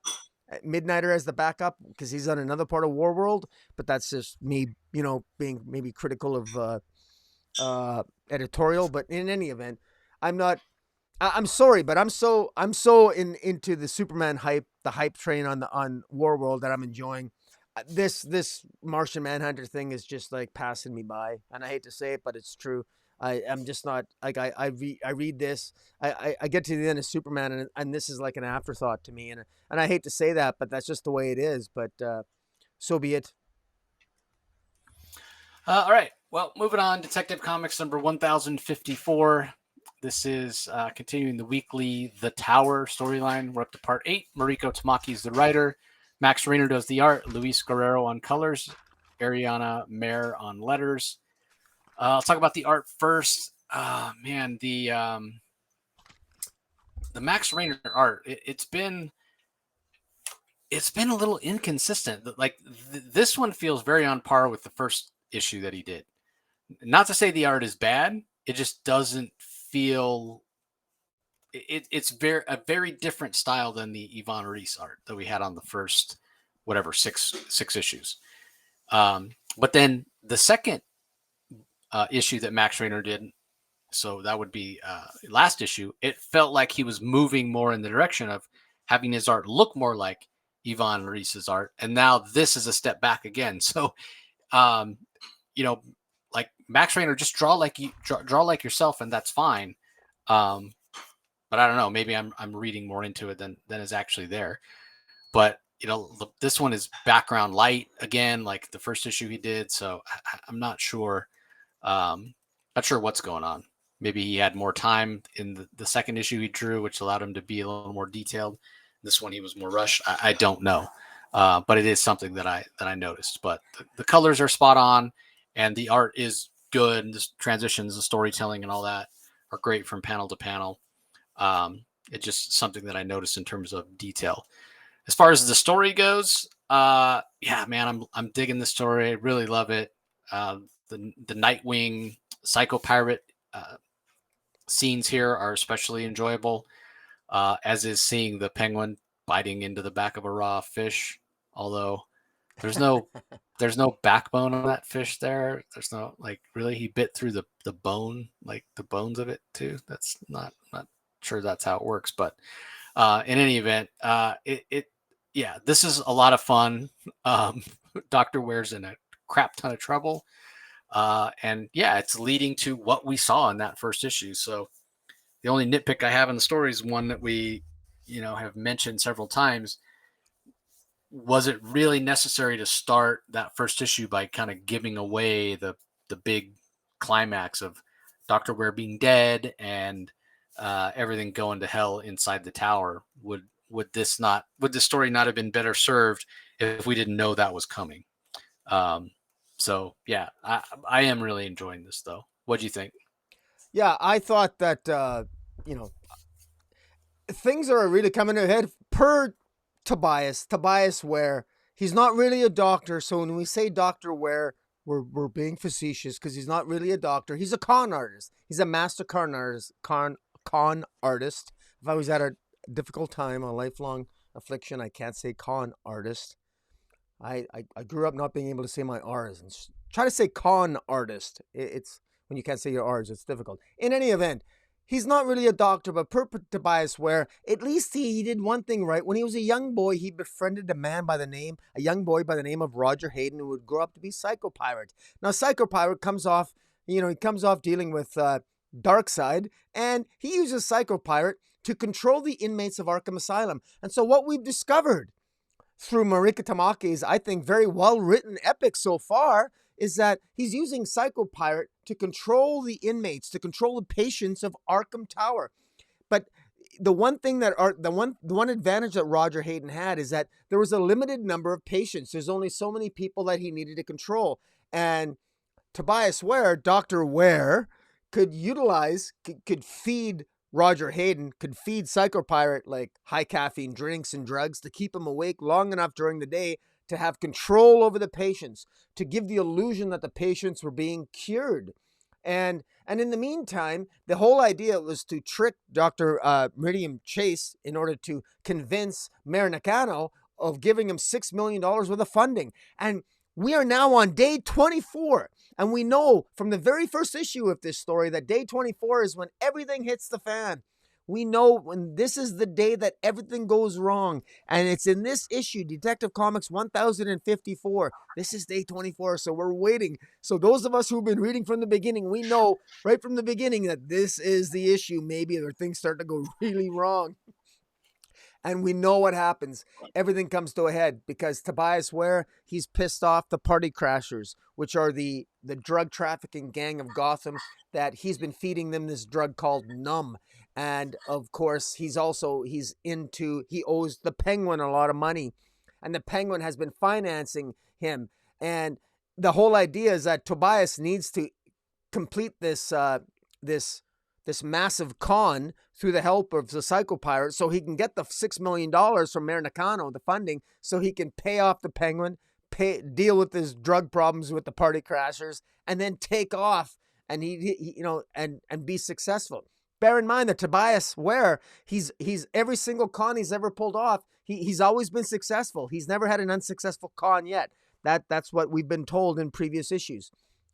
I think Marika Tamaki's done a good job here. She's worked with a lot of characters. There's a lot of characters here, from Anna Volshin to Huntress to Nightwing to Batwoman to Oracle to Cassandra Cain to Stephanie Powers, and we know that all this is coming to a head.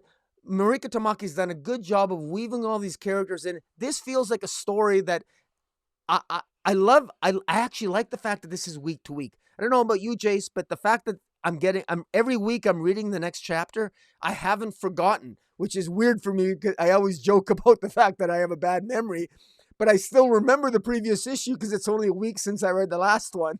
So I like the fact I love the covers. I love the covers to each issue. The cover style of all these issues has been really good. Of the cover A's of Batman Detective Comics, I've been loving the covers. It's a different artistic style. And so the cover art has been consistent on cover A's from issue to issue. I remember the storyline. It's consistent from issue to issue. And this isn't a complex storyline. This is just a guy, Dr. Tobias, where he's Tobias. He hates the mentally ill. He has got no love for him whatsoever. His mom was mentally ill. He doesn't care about him at all. He just wants to make a quick buck, and he's doing it when Gotham is at their weakest. I'm enjoying this.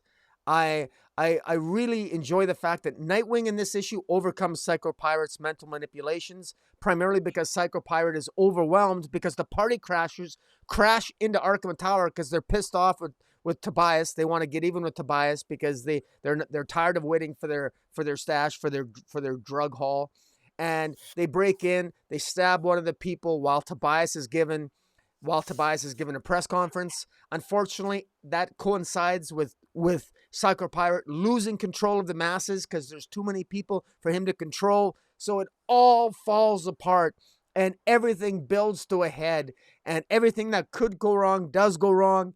And wow, like I said, I think this is going to read really good as a trade, this issue, because you can really see, and I can really feel the tension build from issue to issue because it's just been a week apart. And I think if this was a month apart, we wouldn't feel this tension build. But I've been feeling the tension build. I've been enjoying this.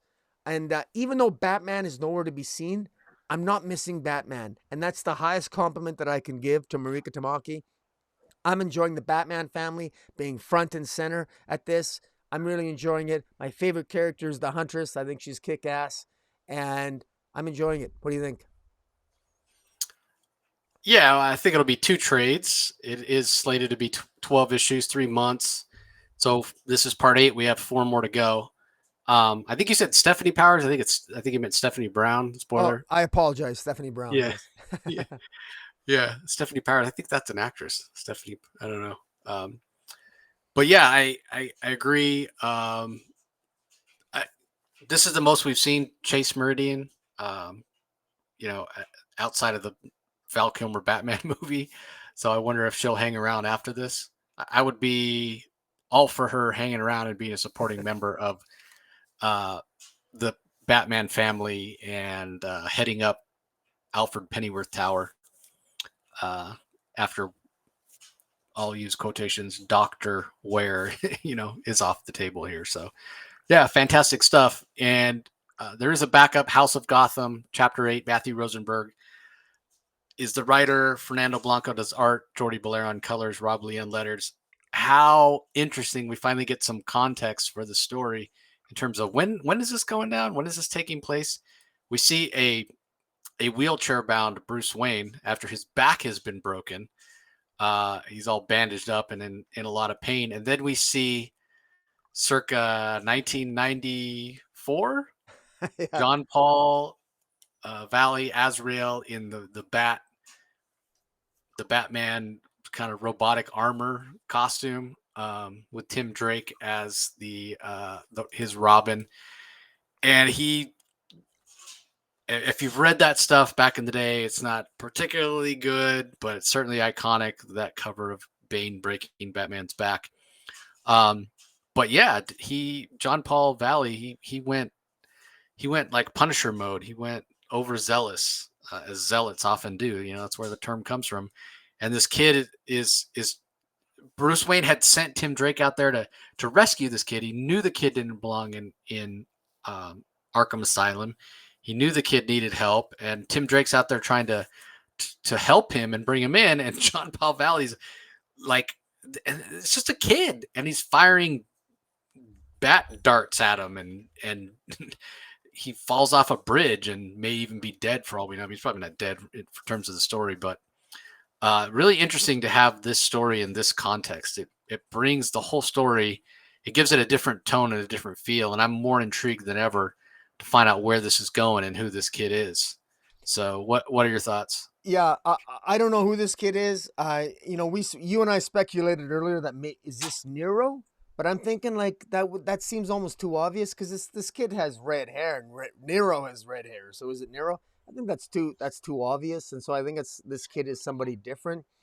But what I really love about what Matthew Rosenberger's done here is that he has done his homework, and not that I mean, it's not that it's a lot of work to be familiar with the Nightfall and the Night Quest and the night, the rising of the night and the Azrael, John Palvalli being Batman for that period of time. It's a very popular story in the mythology of Batman.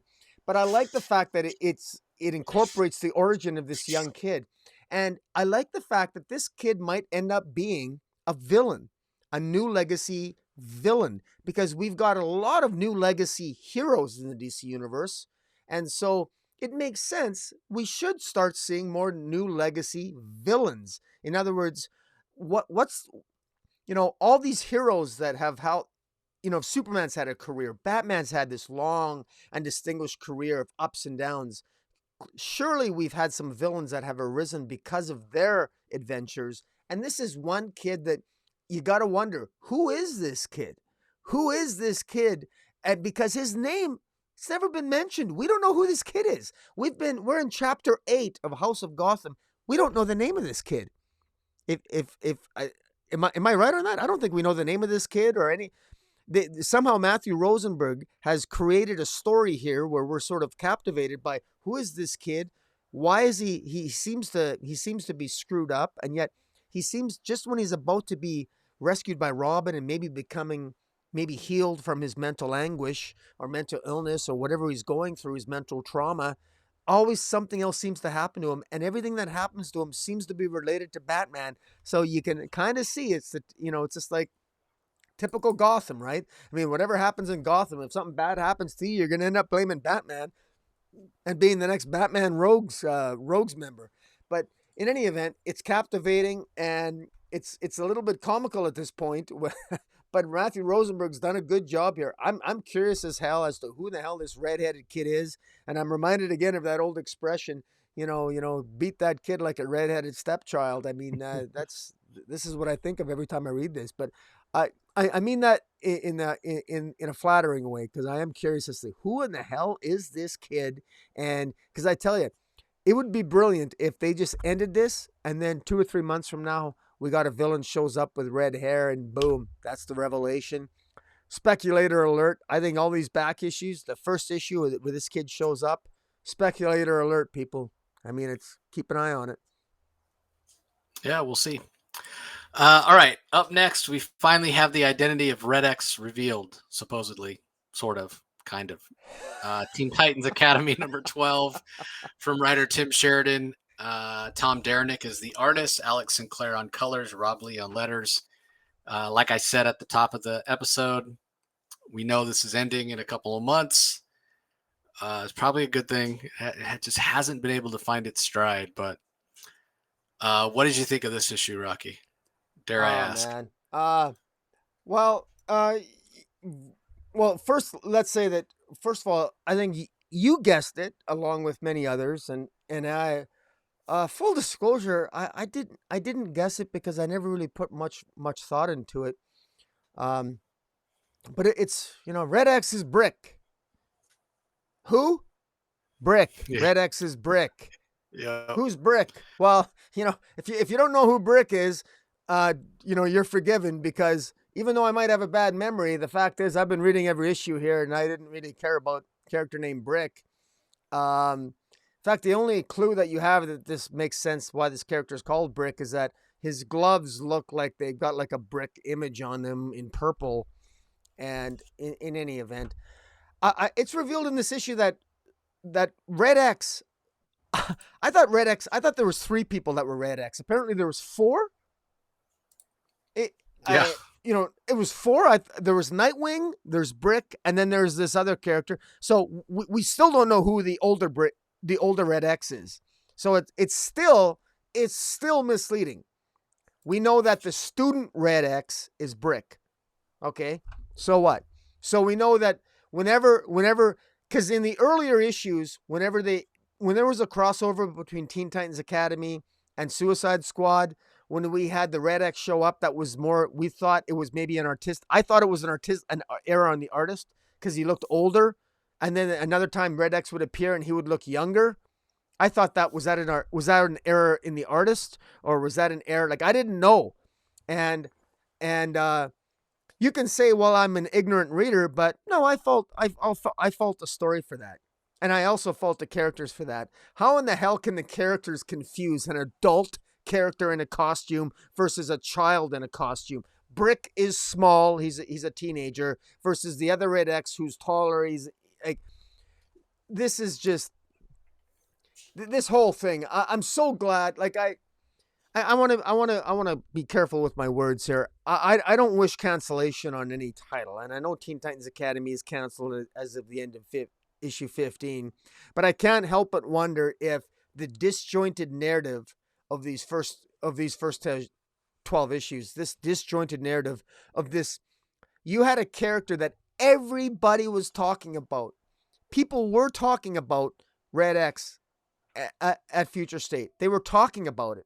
It had so much potential, and talk about a squandered opportunity, a missed opportunity to focus on a character that could have been interesting, but wasn't, and hasn't been interesting, and has remained uninteresting virtually from the beginning.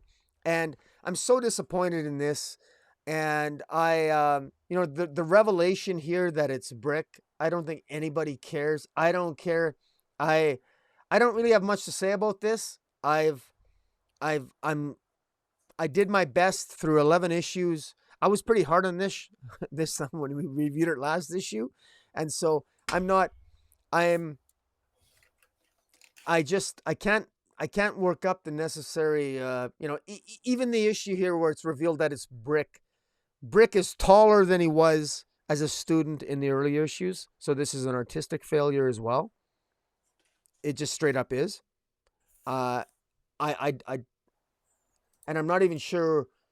I'm not even sure what the point is. I don't understand. And then there's another Red X that shows up that apparently, does Dick Grayson know who the other Red X is? So now there's more than one Red X. Here's why I think that Teen Titans Academy was canceled. It's that this issue reveals more than anything that this was not a Teen Titans Academy comic book.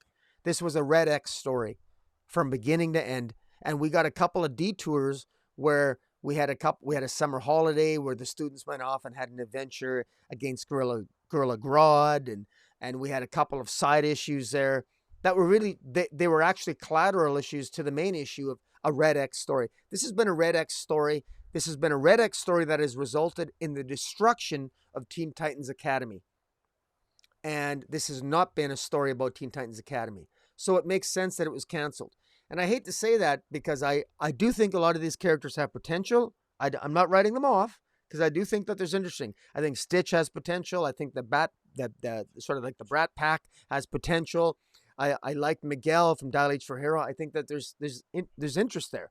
But there's so many significant misses here. First of all, the original Titans should not be teachers. They're mentors. They're not teachers. Nightwing should not be Mr. Nightwing, Mrs. Starfire, Mr. Cyborg. Are you kidding me? Please. They're not teachers. They're mentors. There's a huge difference. If you don't understand the difference between the two, don't write the comic. I'm sorry, but I feel this was such a huge miss. This was a huge miss from concept to story. And I don't care who Red X is anymore. And besides, there's 4 of them, apparently. 4 of them. We know who 2 of them were. We know Nightwing was one, and we know Brick is the other. I don't know who the other 2 are, and I don't care. It's canceled. I think there's only 3. I'm not sure Well, where I you're thought getting I the read there 4th. was 4. Is there only 3? Okay, so okay, I guess I there's think 3. there's only, yeah. I mean, yeah, there's this adult Red X who, I mean, obviously the whole thing about Red X, Okay, why they're, I'm on the page right now. The one guy says Brick's actually the 4th Red X, which the Bat Pack found out the night he tried to recruit us. He says that right in the dialogue. Brick's actually the 4th Red X. You reading that? yeah, I guess So I I did don't read know that, what he. but yeah, Who's the but we 4th only one? see 3. I mean, we only, like you said, we only know who, well, we know who 2 of them are. Well, We see the 3rd here. He stabs Brick. So who's the 4th? Like, I mean, what is Tim Sheridan trying to do? I mean, he yeah, like it's pretty it's pretty convoluted. what a mess. Um, yeah, and obviously Dick Grayson was the first Red X, and Brick was told by this adult Red X that Dick Grayson was his father, and that's not true. Oh, And that was where the angst came from. That Brick believed that that Dick Grayson was his dad, and Dick Grayson's like, I hate to tell you this, but we take DNA samples of everybody when they start, and we would have known, that you were my son, and that's just not the case. So yeah, I mean, I agree with you that it's an opportunity squandered. Here's the problem with it. We didn't get enough context on who Brick is outside of his identity as Red X yeah. to care. Like, why do I care who this kid is? You haven't made me care about him. Yeah. Like you And then haven't. he's killed anyway. The older Brick stabs him to kill him, and this is the older Brick that Yeah, but befriended I the mean, he's young not. Brick. Like, what's Yeah, that about? he's not necessarily dead. You're right. He does get stabbed, and they're rushing him to the hospital or what have you. But I mean, the whole thing is and we said this from the very beginning. If you drag it out too long, it won't work. And that's I think the failure. That's where, you mentioned squandering the opportunity. That's where the opportunity was squandered. You dragged it out too long to the point where, yeah, nobody cares anymore because you haven't given us a reason to care. If you had shortened the mystery and revealed it sooner, then you would have had time to develop the character, and you could even have done it. You could have told the story backwards. You could have told us, okay, here's who it is, and then explain what their motivations are, that sort of thing. Or you could have done it the way you did it and have the revelations happen way later, but you have to make us care about. Like, Brick has barely shown up. He's barely shown up since the first issue. I know. And if you even do a search for, like a Google search for DC Comics Brick, you get a totally different character. You get this older character that like turns into this brick-like monster that I think was a villain, like a Flash villain or something.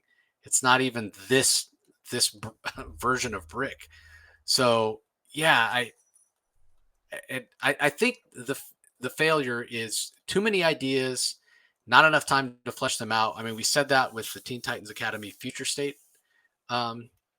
issues series, where it was some really cool ideas, but it was so hard to follow because it was so convoluted. And now, this is ending maybe sooner than Tim Sheridan would want, but again, you didn't give us enough time to care about any of these characters. Some of them are pretty interesting. like you said, they have a lot of potential, but like, yeah, you didn't. If you wanted to focus on this Red X, and that was the idea of the series, hey, we're going to focus on Red X, then you needed to get there sooner. Like, I keep thinking about the couple of issues that starred Gorilla Greg and that whole thing, and like, why did you give us that? Because somebody said, hey, this doesn't feel like a Teen Titans Academy book. You're not focusing on the students, so let me pivot and focus on the students. No, not if you're going to go back to this stuff. Just like figure out what story you want to tell, and like tell that story. Like, actually get to the point where you finish that story before you then start a new story. So yeah, this Brick Pederoso, I mean, he shows up in issue 1, and then whatever, like I guess if you Yeah. figured it out and you knew it was him, then kudos to you. But Yeah, and there's one scene where, and I got it up here, where Donna Troy is crying, and I can't figure out why she's crying. Is she like, why is Donna Troy crying? I've never, I don't know why she's crying. Is Brick her son? no, Is she's it, crying. She's why? crying because they found the bodies of Cyborg and Beast Boy, and Is they're. that what it is?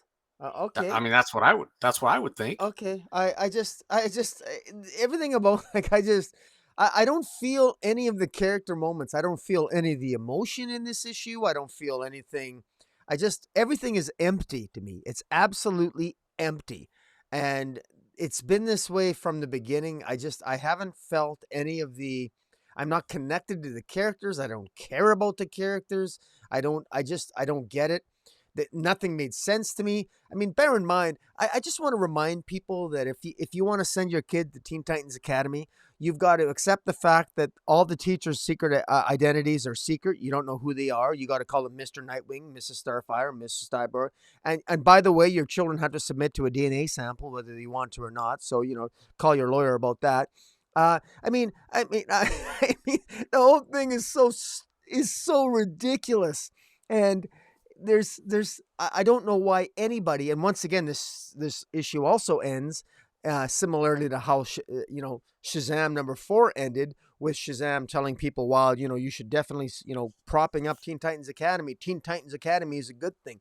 No, it's not. It's not. It's not a good thing. I don't see why anybody would want to send their kids to this academy. Why anybody would want to send their kids to this school. This is a liability. Your kids are going to get killed. There's no safety. There's nothing about this academy that is worth going to. And hey, quite frankly, I mean, I like this whole thing is just one. it, I wish the story was better, but I mean, I don't care. I mean, Red X is Brick, and Red X is apparently Nightwing plus 2 other guys that we don't know who they are, and we're supposed to care. And I don't even feel bad that I don't care, but I should not feel good that a title is canceled. But I fear that if this title wasn't canceled, we would continue to get Red X stories. So the only way to stop the bleeding is to just bury the corpse. Or just, call it a day, kill it, call it a corpse, bury it. And if this series comes back, let it actually be a story about an academy and about a school and about, let's actually get to know the students as opposed to being pirated. If Red X is so compelling a character, let's have a Red X series. But we don't have a Red X series, do we? I wonder why that is. Anyways, I'm being a smart-ass bastard. I'm confused. You say that the school shouldn't exist. You're talking about DNA tests and whatever, but then you're saying bring a Teen Titans Academy series back. Which one is it? I'm just saying. Well, it's because it's not been about a school. It hasn't really been. I know, but you just said that this is a school that shouldn't exist. Well, but no, then you're saying no, I'm just saying. That's what you said. Well, no, that's what you said. Fair enough, but fair enough. I mean, it. I didn't mean to say it shouldn't exist. I'm just saying that if you're gonna have to tell a story about a school, get me interested in the students. And we did have some issues. In fairness to Tim Sheridan, I'll defend him a bit. We had some actual character issues where we got to know the students. Those are his best issues. But then we got sidetracked with his awful Shazam series, which had nothing to do with, barely had anything to do with Shazam, for God's sakes. And then get us into the heads of the students. Let's get to know the students. But this central, it's like Tim Sheridan, he was trying to get us to know Nightwing and Starfire, their romance, Donna Troy, Changeling. He was trying to incorporate the old Titans as teachers into a new generation. We don't want that. We look at the success of Titans United, that series Titans United, which you and I both love. We want Donna Troy, Nightwing, Starfire to be adventurous superheroes in their own right. We don't want them to be teachers at a school. I mean, come on. I mean, this whole thing was wrongheaded from the beginning. they should be we should do it like they should do it like Strange Academy, where you have, look, Doctor Strange shows up he's a special guest. He shows up to teach the students once in a while. Have new teachers teaching the students of Titans Academy, and then every now and then have a special guest teacher. Nightwing, Changeling, Cyborg. They're the things that you hope to get. They'll show up once in a while, but they can't show up all the time. Why? Because they're busy. They're superheroes. They're not actually teachers getting paid by the state. I mean, this is ridiculous. Anyways, I'm on a soapbox, but yeah, you are. You really hate this book, Jesus. Well, no, I'm just saying, like, this could be so much better. I disagree. I don't think there's anything wrong with having Nightwing and Cyborg and Beast Boy and whatever be the teachers at the school.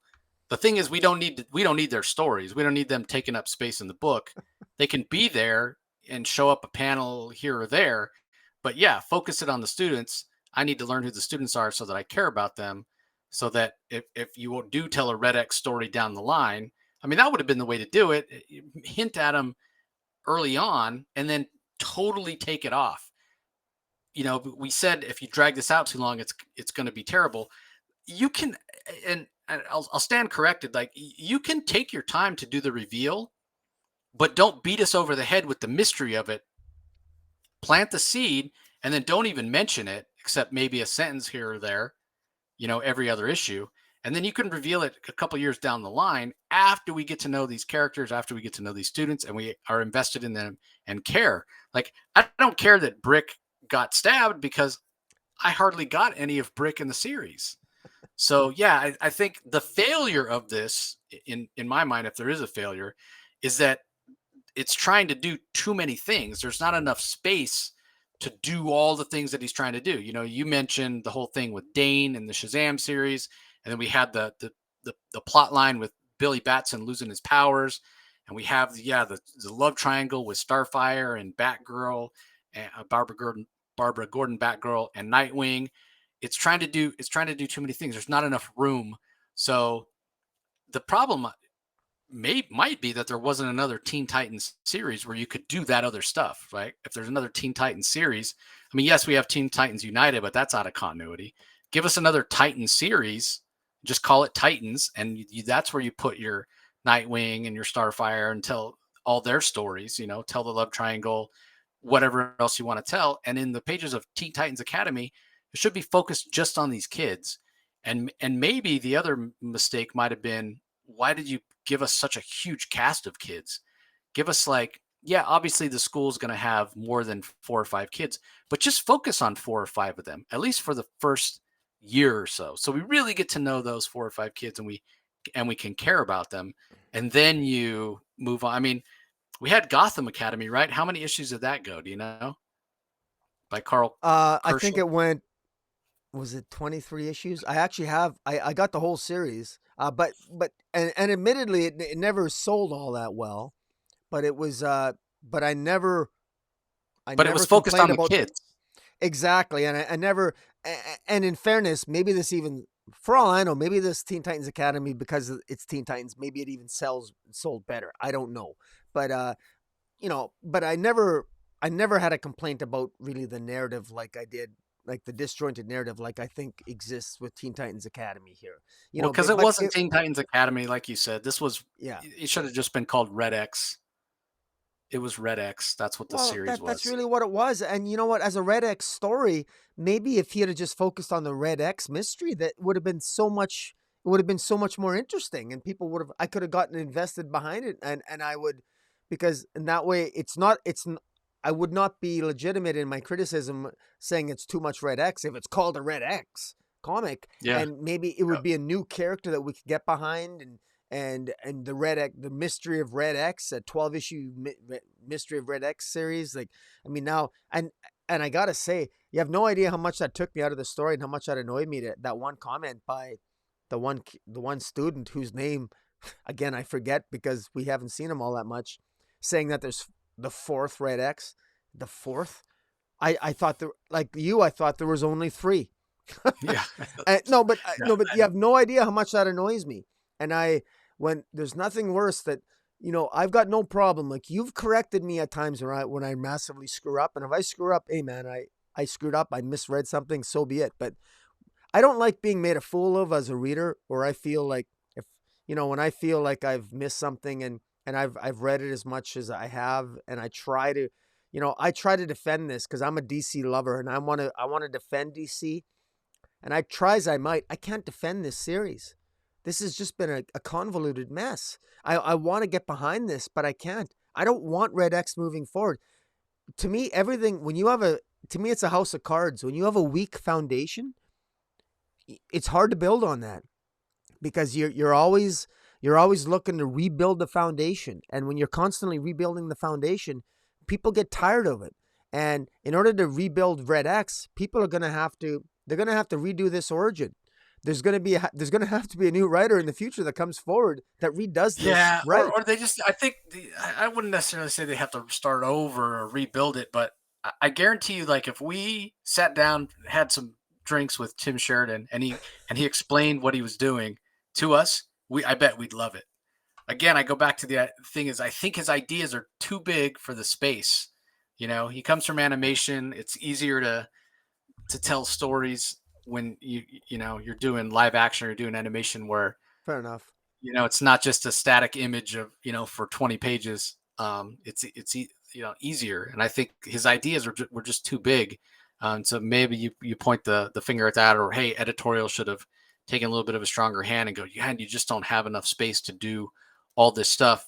Focus just on the kids, or focus just on Red X, and it would have been more successful. Because I wanted this to be good. I was so excited when they announced it, and it was just it didn't land, I think, because again, there wasn't enough real estate for all the big ideas that he had. Right. And I want to be clear. And I think it goes without saying. I mean, look, I come at this I'm not a writer. I don't come from anime. I'm just a reader. I'm a lifelong reader of DC Comics. So my bias is I just come at this from a reader of comic books. So maybe he's got his intention. He's got a background in animation. That's all well and good. And I realize, and I've been surrounded by people like yourself and Trevor of Dark Knight Nation, Trevor Lankiewicz there. I mean, you guys got a background maybe in writing, or what the intentions were. But the bottom line is that as a comic book reader, this was a miss. This was a miss. Like, whatever your intentions were coming from animation, I respect that. I do. I mean, you can write circles around me. I'm not a writer, but as a reader, I just want to be entertained. And this was a miss for me. Like, I don't know why I'm supposed to care about Red X. And it was a miss for me. And that's just, and I hate to say that, but, I call it like I see him. And I know you and I, we love DC Comics, and but sometimes it's like, there's only so much I can say to maybe sugarcoat my feelings on something. And this Teen Titans Academy, man, ooh, this from the, we had a couple of good character driven issues where we got to know the students that I really enjoyed. But then we get sidetracked. We get this sidetrack with Shazam and Teddy for Black Adam, with the Black Adam movie coming out, and editorial approved a divergent character of Black Adam called Teddy in Teen Titans Academy. This is atrocious. Like, I didn't mind that. This was a miss for me. Like, this is not doing the character any favors. You got a Black Adam movie coming out, and you're approving this?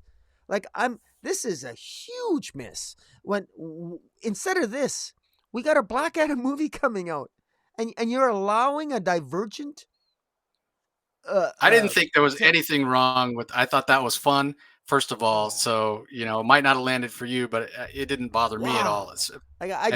Maybe most importantly, what makes you think that anybody who's going to go see The Rock play Black Adam gives a crap about any of these comics? Well, you're it's right. Been shown time and time. Yeah, you're right. Time and time I again. agree with you there. Nobody who goes and sees that and falls in love with the Black Adam character and decides they want to read comics is going to go, okay, let me pick up this Teen Titans Academy book where Black Adam showed up. No, they're going to go buy the Black Adam or Shazam books. My counterpoint to your comment, though, Jace, is that, I mean, why, and God forbid, should it occur to any of them to pick up a Black Adam comic and they happen to come across this storyline, they never will again.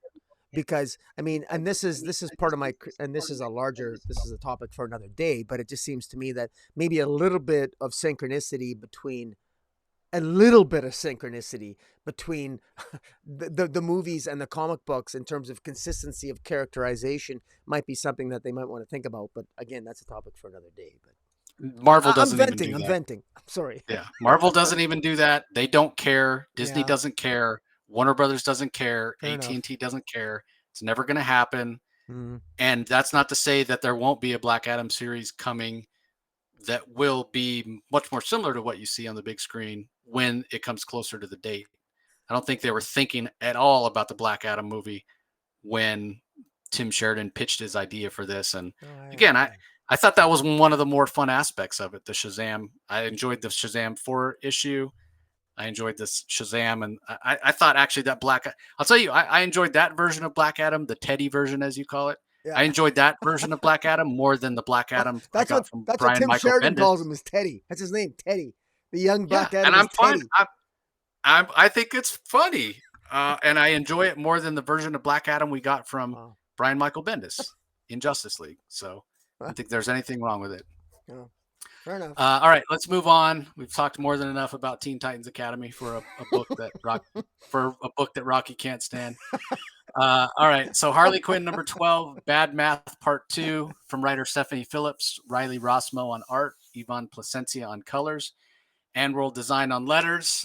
This is the book I say at some point I'm going to stop reading, and yet I keep reading it.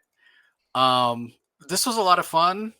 Spoiler alert, but obviously Harley Quinn stops the train, or actually she stops the train by allowing it to blow up or having it blow up early, saves Kevin, saves Gotham City, and then gets to take out Creepsake, as she calls him, along with her support group. And it's just a feel good.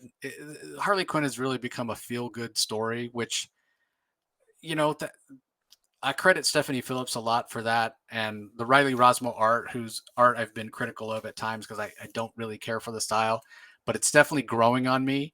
And I do feel like he's a little less exaggerated and kind of out there with his art. I feel like he's dialed it back a little bit on the Harley I'm glad Quinn you series. said that, Jace, because I thought maybe it was just me, but I actually thought his art's gotten better over the course of the issues, like a little bit. Yeah, more clear. I wouldn't say better, because I don't think his art's necessarily bad in the first place. I just think he's honing in on a style that's a little bit more traditional, which works for this book, as opposed to like when he drew Martian Manhunter and his art was really out there and psychedelic, which worked for the Martian Manhunter series that Steve Orlando wrote, because Martian Manhunter is an alien, a shape-shifting alien, so it could be like kind of wild and crazy.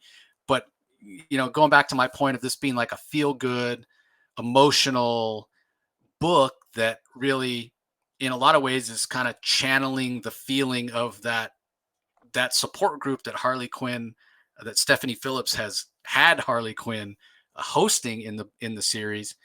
It needs a little bit, I think, more grounded looking, more traditional type of art. And so, credit to Riley Rossmo for recognizing that and dialing back on kind of the more wild and crazy exaggeration that he puts into his art sometimes. So I'm enjoying this as much as I've ever enjoyed a Harley Quinn book, which, when I stop to think about it, doesn't surprise me at all, because I'm a huge fan of Stephanie Phillips.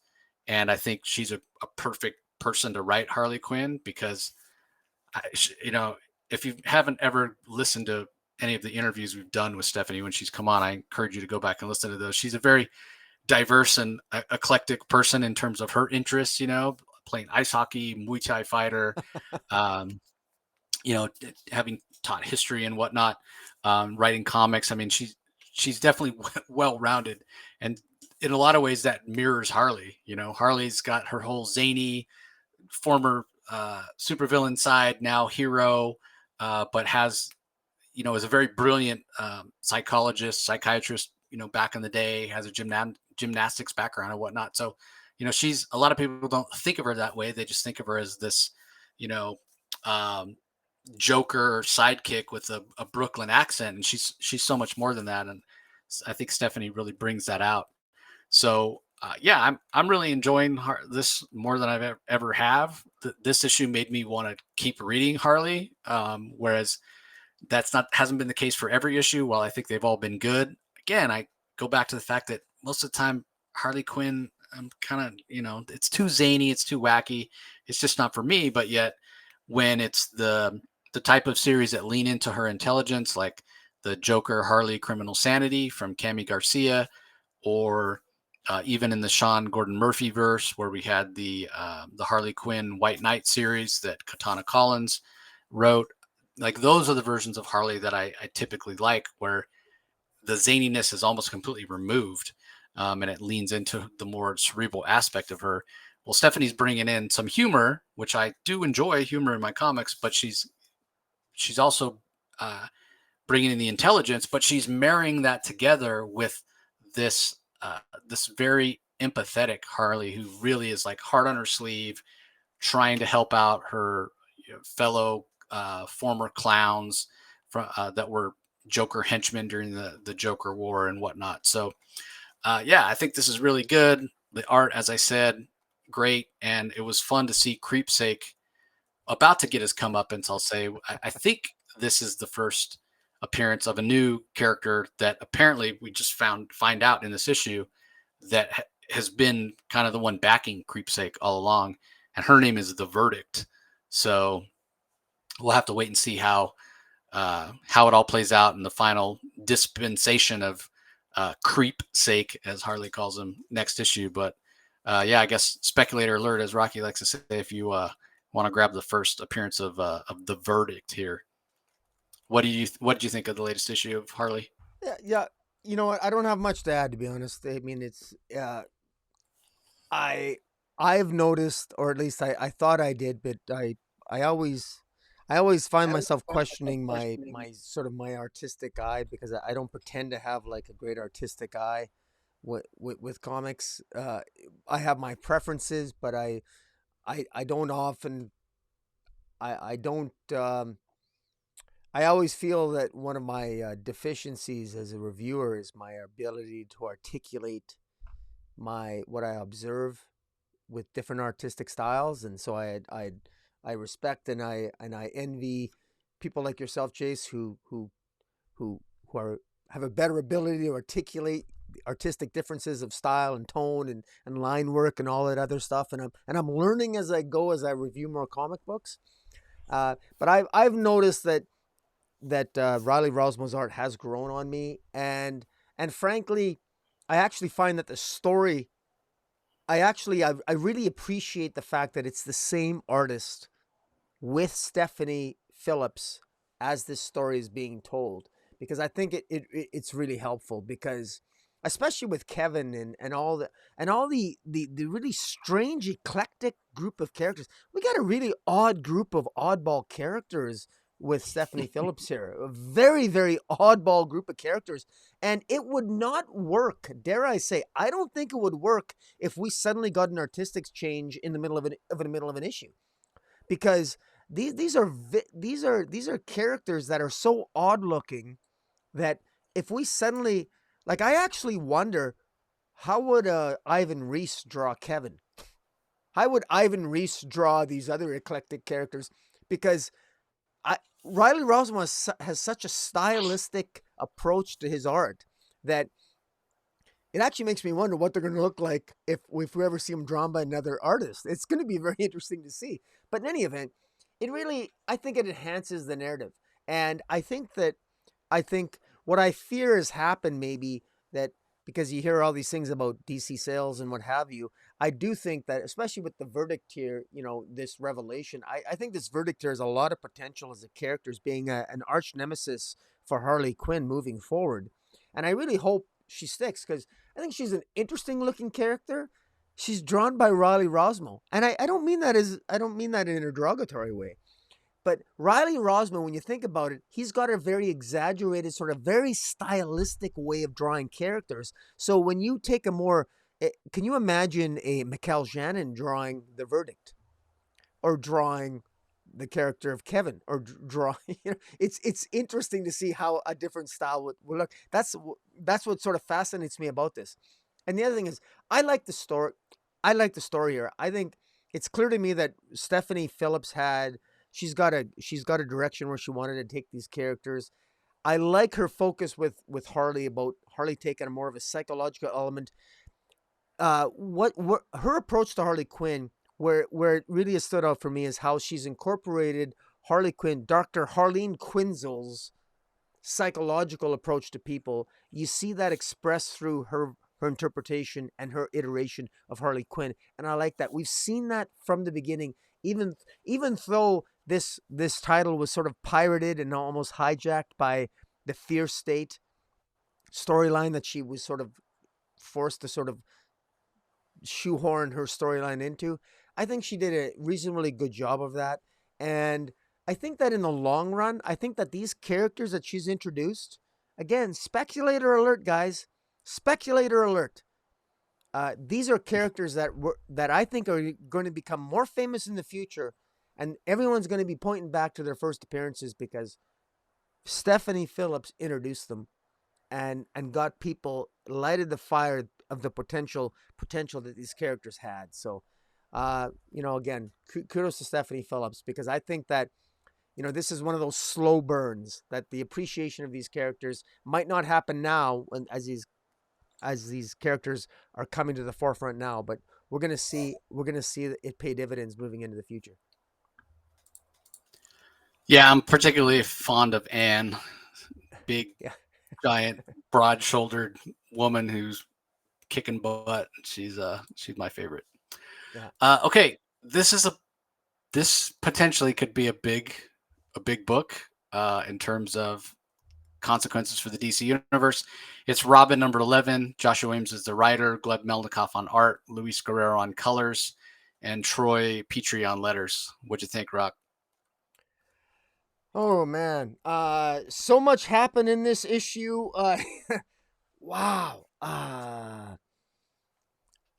I, Joshua Williamson, just we should maybe talk a little bit about Joshua Williamson. Or he's been giving a lot of interviews lately about the upcoming Dark Crisis, about what's happening for the DC universe, and about all the plans and the machinations that they have coming forward with the death of the Justice League. And to be clear here, the death of the Justice League moving forward, that's just one very, very, very small part of one more of a massive storyline.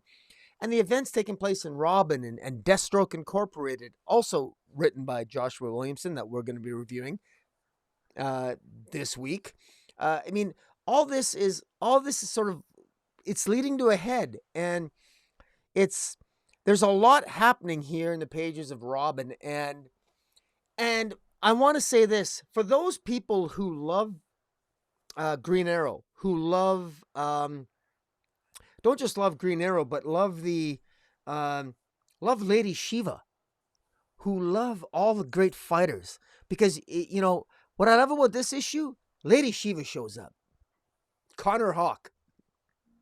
I listened to a YouTube channel. I mean, Chuck Dixon has his own YouTube channel, and leaving aside the whole comic book culture nonsense and comic book culture war a little bit, Chuck Dixon talked about an old storyline that he did back in the day, where he had Green Arrow when he had Connor Hawk and Lady Shiva and all the other, who was the best fighter in the DC universe.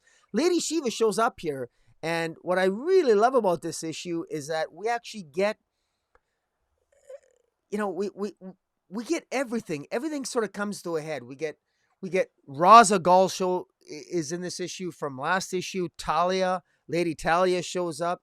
That the League of Lazarus and the League of Lazarus and the League of Assassins have been now merged. They're now called the Shadows, and we've got Damian along with Flatline. Their romance sort of continues. We got Flatline, Damian, and Connor Hawk they take off, and they look to apprehend Masker Tusk, and they apprehend him. Meanwhile, we got Respawn and Rose. Respawn reveals his identity to Rose, and we don't know who it is, but I suspect we know who it is. Well, we suspect it might be a family member that's related to Rose. Yeah, it's Grant. It's gotta Right, be. it's Grant. That's right. But it's not revealed here. It's maybe teased in the issue of Deathstroke Incorporated that we'll be reviewing in this particular episode. And so, wow, so much is happening here. It's revealed that, Jace, you and I have sort of talked for the last year. We've talked about how the Lazarus pits, we've got Lazarus resin. We've seen everybody is being resurrected in the DC universe, but in all these comic books, Task Force X, Suicide Squad, Robin, Lazarus resin seems to be everywhere. It seems to be the new drug of choice. Don't worry if you get killed in the DC universe. Have a Lazarus pill and everything will be okay. You'll come back to life. It's like you and I were worried. We talked about we don't want this to be used sort of like in the X-Men universe over in Marvel where death doesn't mean anything anymore, where you can just resurrect. Well, that's addressed here. Talia al Ghul reveals in this issue that they have, her and the Shadows, this merging of the League of Lazarus and the League of Assassins. They've located all of the other Lazarus pits around the world, and they've gotten control of them again. So, and this is interesting because this is going to play into plot lines in Task Force Z, where Lazarus resin is used to resurrect various parties and various members of Task Force X. And just a quick silent. I gotta kiss my daughter goodnight. Good night. But anyways, so much has happened here. And I was particularly, there's a great scene where Rose confronts who Respawn is, and it might be Grant, like you said, likely is. I love that Lady Shiva shows up, and Connor Hawk says to her, "Why weren't you in the tournament?" And she said, "Because I knew you would win." So how do you interpret Lady Shiva's comments? Do you interpret Lady Shiva's comments as saying, when she says, "Because I knew you'd win," does Lady Shiva actually think that Connor Hawk could defeat her in combat? I don't think that. I think Lady Shiva could defeat Connor Hawk, but that's just me. What do you think? What do other people think about that? I love the art here by Gleb Melnikov. I thought it was just fantastic art. I love how Lady Shiva looks. She looks a little bit younger than how I normally picture her here, but again, the art here just really, it picks up, it really pops off the page. The other members of the people that showed up for the tournament, they've now joined the League of Shadow, or the Shadows now. It's not called the League of, it's called the Shadows. And Talia al Ghul makes a proposal to all of them, saying, join me or you're going to be considered my enemy. And, just great stuff. If you're a fan of the romance between Flatline and Damian, you're going to be happy. Damian's happy. If you're a fan of Alfred Pennyworth, you're going to be happy because at the end of this, Damian has some Lazarus resin in his hand, and there's a suggestion that he might resurrect Alfred. I mean, that's a huge revelation. I mean, there's so much in this issue, in this one issue. It's funny how we sort of complain about decompression, how things are dragged on, and yet every now and then I look at an issue like this, there is so much crammed into this one issue. I'm thinking, good Lord. I mean, we've had 11 issues and we get so much crammed in one issue. Anyways, this is the payoff for me. Thank you, Joshua Williamson. When I think of how negative I was toward Joshua Williamson during his Flash run, I'm just so happy. I'm happy with his Justice League Incarnate, his Robin, his Deathstroke Incorporated seems to be picking up in terms of where Deathstroke is going. And even this with Rose and the revelation of who Respawn might be. I mean, so much to be happy for. I encourage everybody to pick this up and draw their own conclusions and revelations and excitements and have fun with this. This is a good time to be a Robin fan. Robin, Deathstroke Incorporated, Justice League Incarnate. I think these are good titles to pick up and have fun with, man. What do you think of this issue, Jace? Well, you might have a chance to apologize to Joshua Williamson in person. He should be on the show next month. So I will happily apologize to him. We'll see. We'll see. Still getting that set up. So stay tuned for that, everybody. Yeah, there is a lot that went down in this issue. I think I read this before I read Deathstroke. So it wasn't until I read Deathstroke where it really kind of hit me. And I've thought this before, but I don't know if I mentioned it on the show. But yeah, the fact that Joshua Williamson, he's writing Justice League Incarnate, did an Infinite Frontier before that. He's writing Robin. He's writing Deathstroke. He gets to, in a way, create his own continuity between these titles because he's writing so much stuff at DC right now. He can throw stuff in one comic and have it pay off in another. So other than the reveal of Respawn to Rose, I immediately thought, well, that's Grant. There's all this Lazarus resin in DCU, which, that whole thing ties in with Task Force Z that we're going to talk about in a few minutes as well, with what's going on there. And it seems like, based on the events of this issue with Ra's al Ghul and Talia basically getting control, and Raz's mother here will no longer be able to manufacture Lazarus resin. All the Lazarus pits are back under control of Raz, and so hopefully that worry that we had will kind of go away. And we've even seen that to some extent in Task Force Z, like I said, where all of a sudden the Lazarus resin is harder to get a hold of. So it's great to see all that continuity and all that stuff sort of paying off. But that does make me think, okay, well, that's why it's Grant, why Respawn is Grant, because, his costume does. And it right away, when he first showed up, we thought, well, that looks kind of like a Deathstroke costume, but it does have some similarities with Ravager's costume, which is a derivative of Deathstroke's costume as well. So it makes a lot of sense. And then obviously the reaction that Ravager has, that Rose Wilson has, of seeing whoever this is. Well, yeah, it's because it's her brother. So as much as the other stuff was kind of cool, what I cared about was, yeah, Grant is probably back. How's that going to affect Slade Wilson, Deathstroke in the long run? But more importantly than that, the one thing I cared about more than anything in this issue was the final page and seeing Alfred's tombstone. I've been waiting for Alfred to come back pretty much since the moment he died. That's all I really care about. That this issue hints that Alfred Pennyworth is going to be coming back. That's what needs to happen. Because, I've said, well, Dark Crisis, it's another crisis. It could be a reset. It could be a soft reboot. It could be all kinds of things. It could be. But at the end of the day, I got to think, regardless of what happens in Dark Crisis, make sure you bring back Alfred.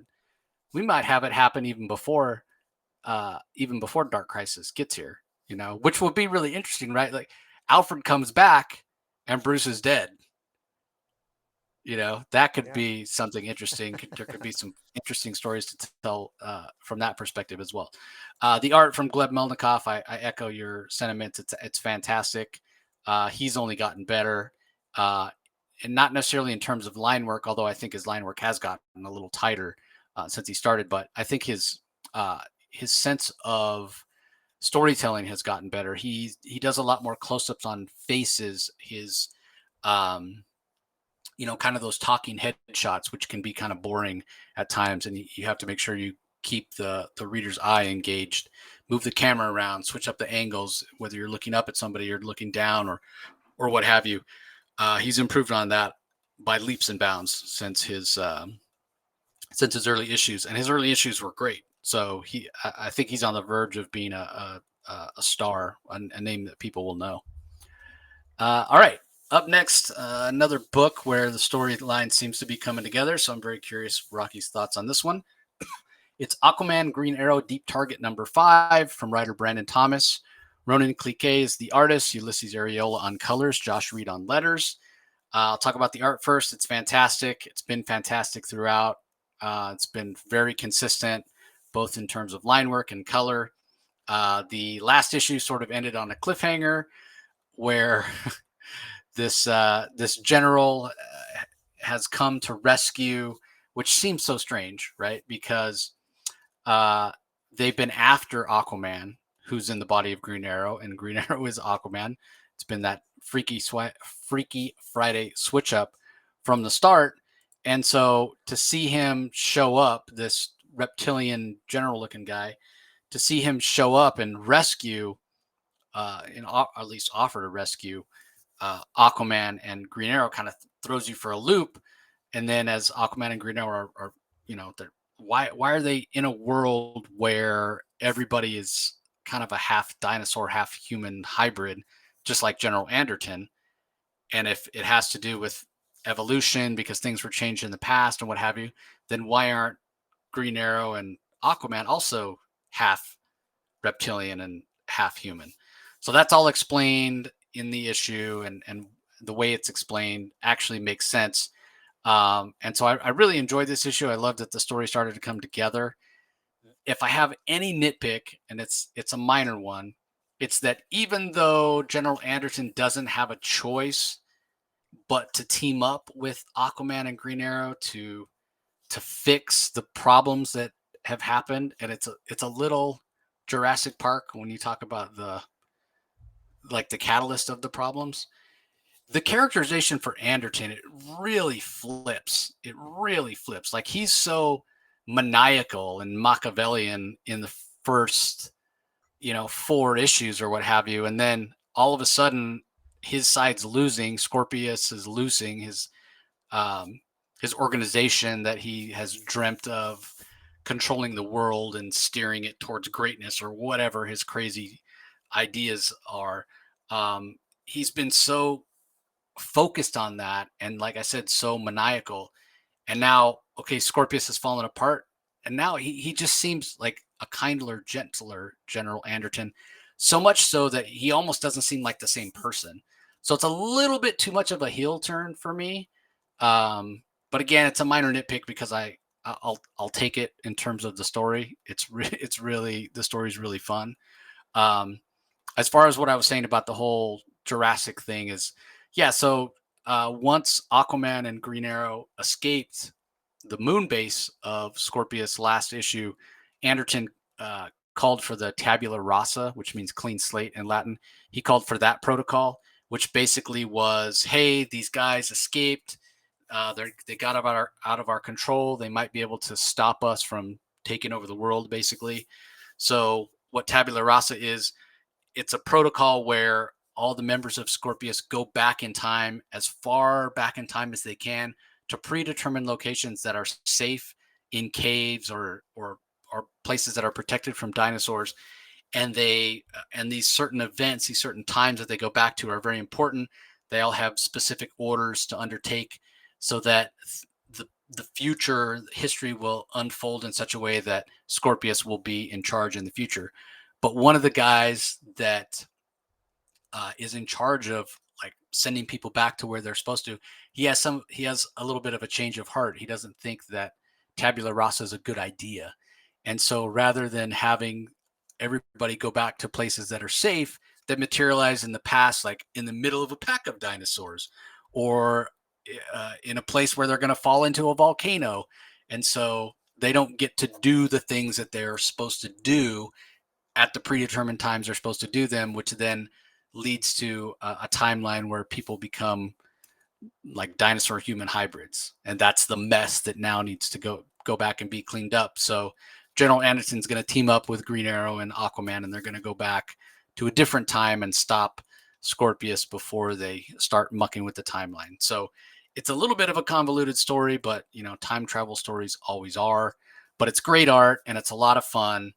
And even though Anderton is, like I said, the characterization's a bit of a big shift for me, almost unbelievingly so. It's a minor nitpick. I'll take it because this is a really fun story. So, what did you think, Rock? Yeah, I don't got much to add here. Like I said, this was just to show my interest in this overall storyline. This is such a deviation, and this is so completely out of whack from what I expected to be a DC comic. I'm still at the point where this was the last, this, out of all the preview copies that I read this last, because I'm just not interested in it. I've not been interested in this storyline from the beginning because I'm not interested in the story, because it has to do with Green Arrow and Aquaman, and it deals with the divergent timeline where their histories are mixed up. And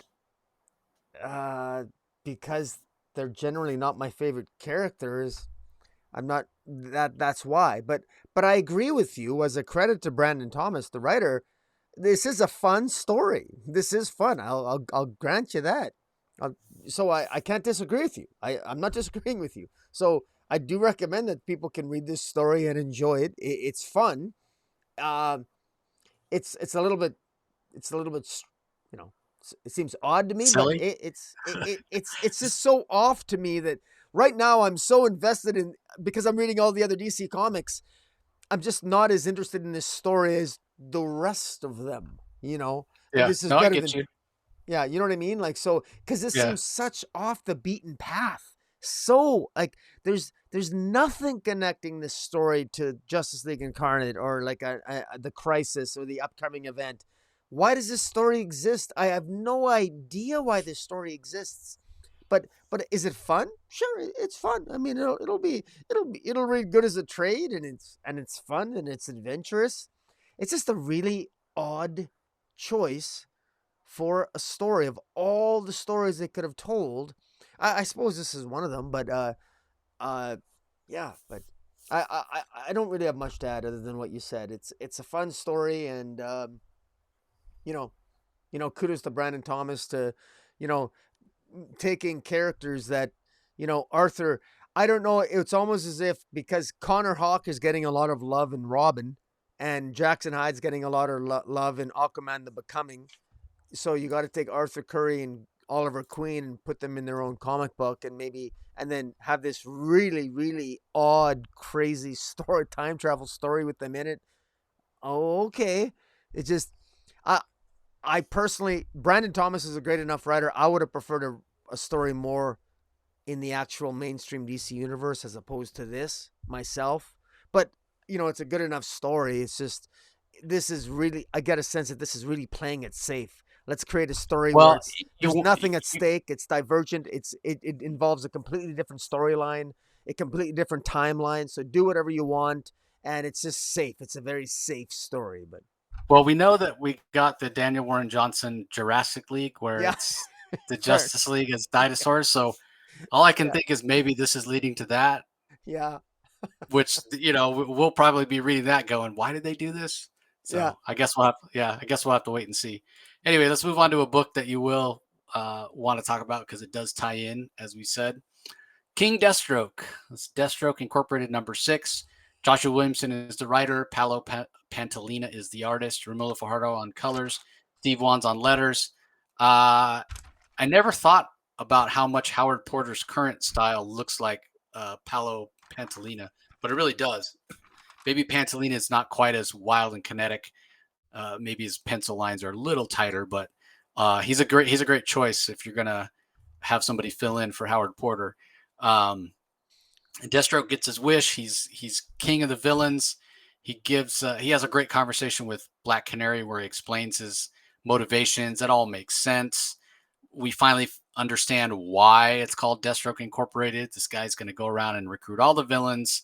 He's going to be king villain, and he's going to use villains to try to make the world a better place in a way, but they're still going to get theirs. Why can't they get rich doing it? But the best part about the whole series is the last page, or the whole issue rather, is the last page, where we see that Ravager and Respawn are saying every once in a while a Deathstroke goes a little nuts and he needs his family to pull him back from the edge.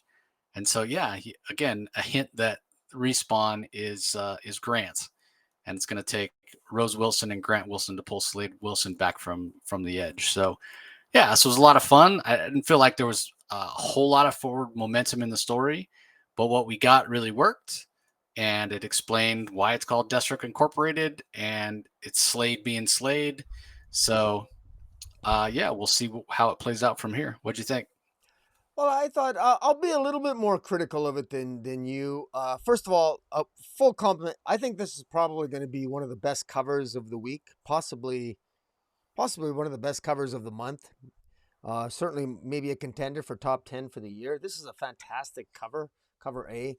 It's absolutely gorgeous. It looks like a King Deathstroke. We finally get in this issue some explanation, or at least building on from last issue, in terms of why this title is called Deathstroke Incorporated. he basically takes over the secret society of supervillains. And Slade Wilson's first order is to tell all his other villains to kill Black Canary. It appears to be all misdirection. Slade seems to think he knows that Black Canary will escape, and then he explains to Black Canary that that he's always struggled between whether or not to be a good guy or a bad guy, and whether or not just to retire and maybe just deal with his family and be a father, work on being family. But none of that's worked out for him. So he decides that he's going to lead a secret society of supervillains called Deathstroke Incorporated. That he's found his calling now, and that's what he's decided, as if somehow he's not a complete devious genocidal maniac villain. I'm sorry, but I mean this. I think this is one-dimensional characterization at its best, and I know that I gave a lot of compliments to Williamson, but this is Slade Wilson deciding to be flat out supervillain. You don't work with the world's top secret villains, the best secret villains, and purport to lead them, purport to join me or I'll kill you. That's what he says to all the supervillains at the end. Join me or I'll kill you. Join me or die. Really, Slade? So you're going to lead all the supervillains and what? Tell them to do what? Create a better world? Give me a break. That's nonsense. That's total horseshit. I don't believe that for a second. He's straight up villain. That's what he is. This isn't about balance. He refers to Libra about, Libra had it right about balance. This is about balance in my life. No, Slade Wilson's full of shit here. And I don't know if it's just either, in my view, bad writing on Williamson's part, or what's the game that Slade Wilson has to play. I know this. I know that Slade Wilson has a huge role to play. It's been hinted at very strongly in interviews with Joshua Williamson. I'm going into the Dark Crisis, into the summer event. Slade Wilson controlling, being ahead of all the supervillains on Earth Zero, which is what Slade Wilson is now. He's Deathstroke Incorporated.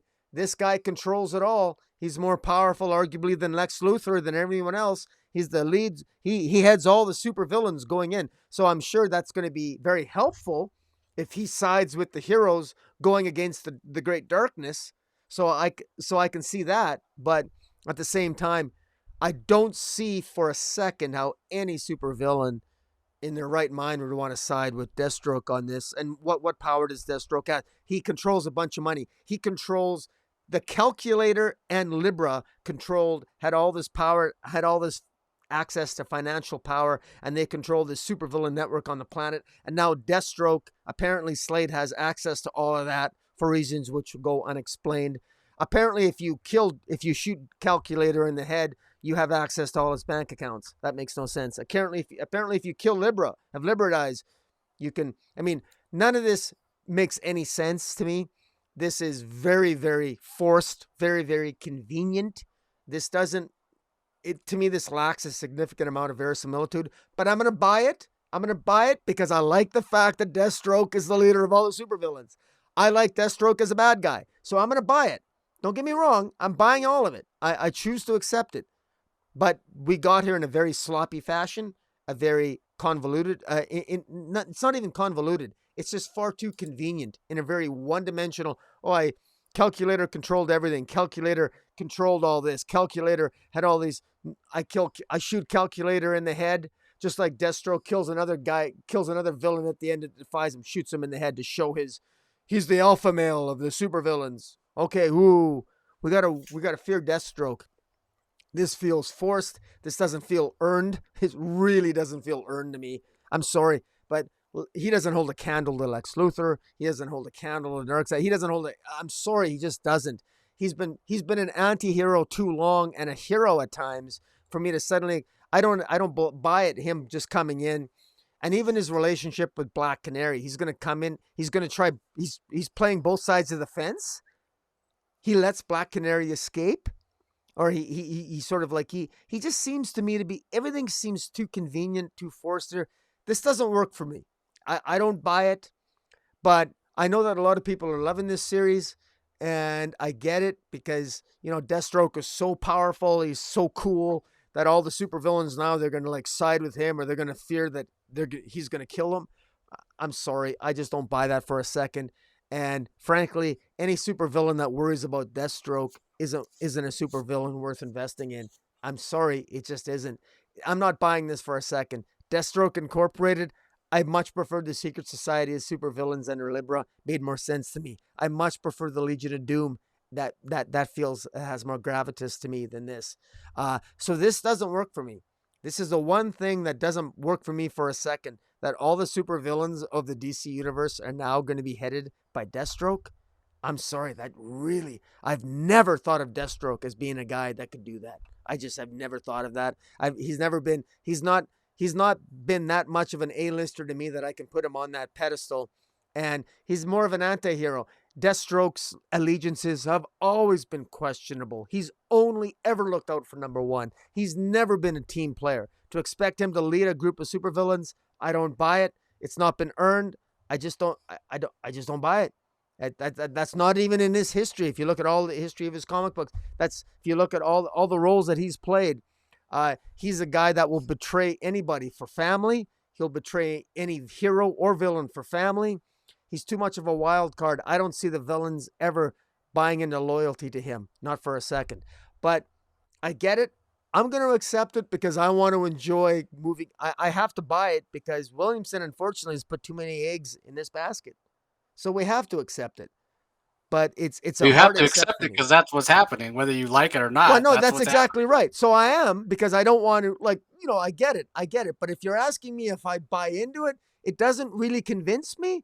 But I'm going to accept it, and I'm going to stop being critical about it because Deathstroke's still cool, and if he intimidates all the villains, that's great.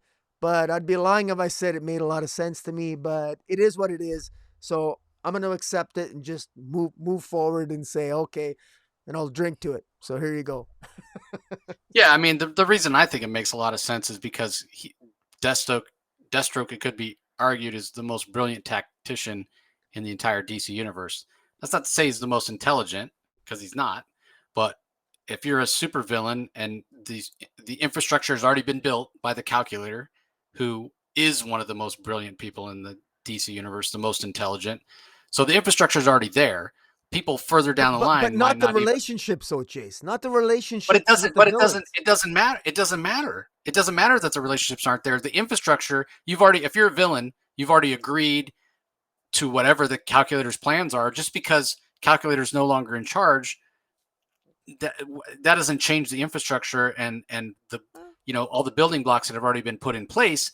And again, now that everything has been built, if you're talking about somebody who can lead, that has been earned by Deathstroke. He's shown time and time and time again that when it comes to being in battle, he's one of the greatest tacticians in the DCU. So if you're a supervillain and you've bought into everything that's been built by the Calculator and you've agreed to join the Secret Society of Supervillains, why wouldn't you want Deathstroke to lead you? Because at the end of the day, when it comes to battle, Deathstroke wins.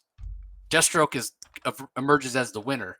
It's Deathstroke and Batman. Those are the two most brilliant tacticians in the DCU. So why not say, okay, this guy's going to lead us to, whatever you agreed, that the reason you joined up in the first place, whatever Calculator promised you, why wouldn't Deathstroke be able to deliver it? So I agree with you in terms of, yeah, he's more of an anti-hero.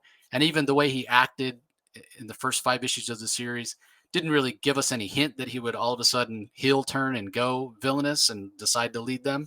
That's the part that doesn't make a lot of sense for me. But for all we know, and based on the conversation that he had with Black Canary, this could be a feint by him to dismantle this secret society of supervillains from the inside out. We'll have to wait and see. But I wouldn't say it's not earned. Because again, I would say if he was trying to build the secret society from the ground up, like Calculator did, that's not him. That's not in his wheelhouse.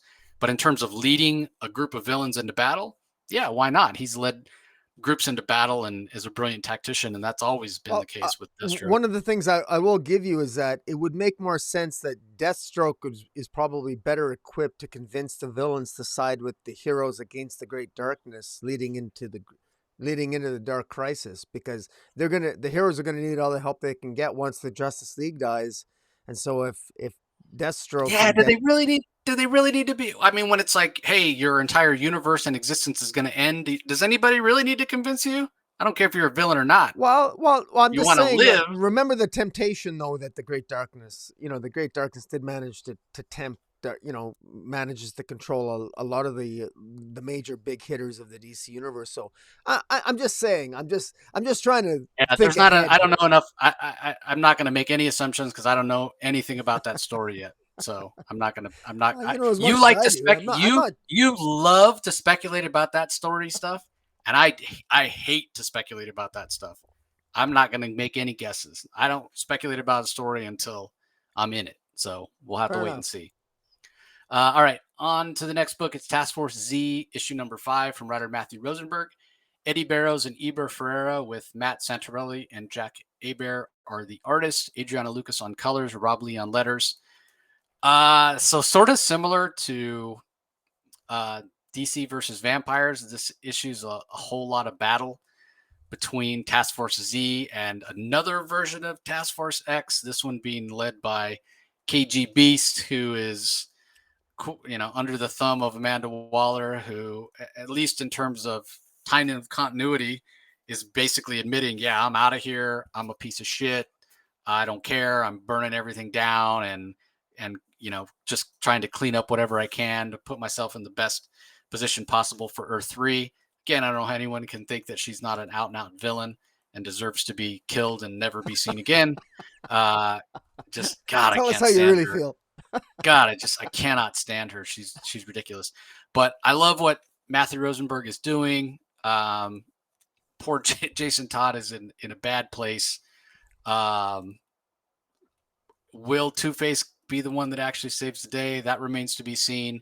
Like I mentioned when we were talking about Robin, Lazarus Resin is becoming hard to find. Has everything to do with Talia and Roz getting control of the Lazarus pits back. So Task Force Z, in terms of what they can actually do, I think will be ending soon. And they won't be able to resurrect people. But what will probably happen, if I had to guess, and again, we're in this series, so I will speculate, they're probably going to use the last of the Lazarus Resin they have to bring all these villains back, right? Man-Bat will be completely resurrected. Yeah. Deadshot will be completely resurrected. Bane will be completely resurrected, because the Bane we get in this issue, right at the end, final page, Two-Face is ordering. He doesn't look so great. He looks like he needs a few more doses of Lazarus Resin. So, and it's pretty sure that Bane is probably a clone, because that can't be the same Bane that's in the Joker. The real Bane must be in the Joker series that we're reviewing, right? You'd think, or what do you think? Yeah, I don't know. I don't know what the timing is. I feel like that Joker series takes place, quickly after the end of City of Bane. Right. I feel like that Joker series even takes place before Joker War, but that's just in my head canon. But who knows?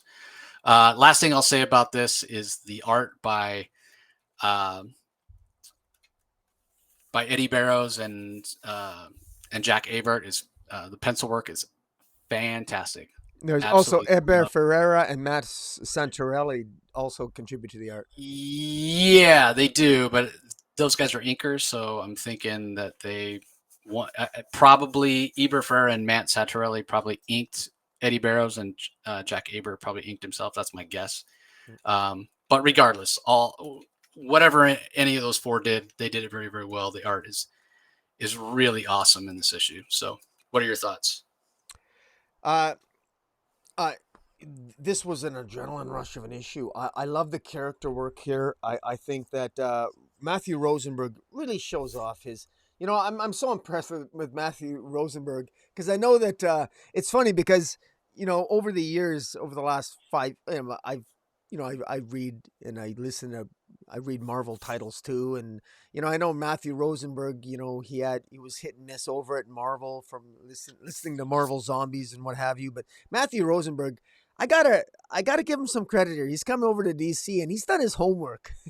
I really like his characterization. He seems to have a handle on DC characters. I gotta give him credit. And he seems to have a real good handle on Amanda Waller, on Jason Todd, on even KG Beast. And I mean, there's my favorite dialogue scene here is between there's Jason Todd and KG Beast, KG Beast is basically he's in front of Jason Todd, who's sort of strung up, and Deadshot's beside him, and KG Beast even he respects Jason Todd, and he respects Deadshot, and Deadshot of course is half dead. He looks like a zombie, and KG Beast is under orders to basically kill him from Amanda Waller, and but to keep Deadshot alive. But Deadshot won't let KG Beast kill Jason Todd because he sacrifices his life. Because Deadshot, I mean, he just nails Deadshot. Deadshot's always been that member of the Suicide Squad who's always maintained a sense of honor and integrity and righteousness. That even in the face of having a bomb in his head, when he did have a bomb in his head, and even now in the face of being kept alive through Lazarus resin, who it's revealed here that Lazarus resin, the effects are wearing off. That the people, people like Deadshot here, they're becoming more and more immune to the effects of Lazarus resin, so they require more and more of it, just at a time when Lazarus resin is becoming more and more difficult to obtain.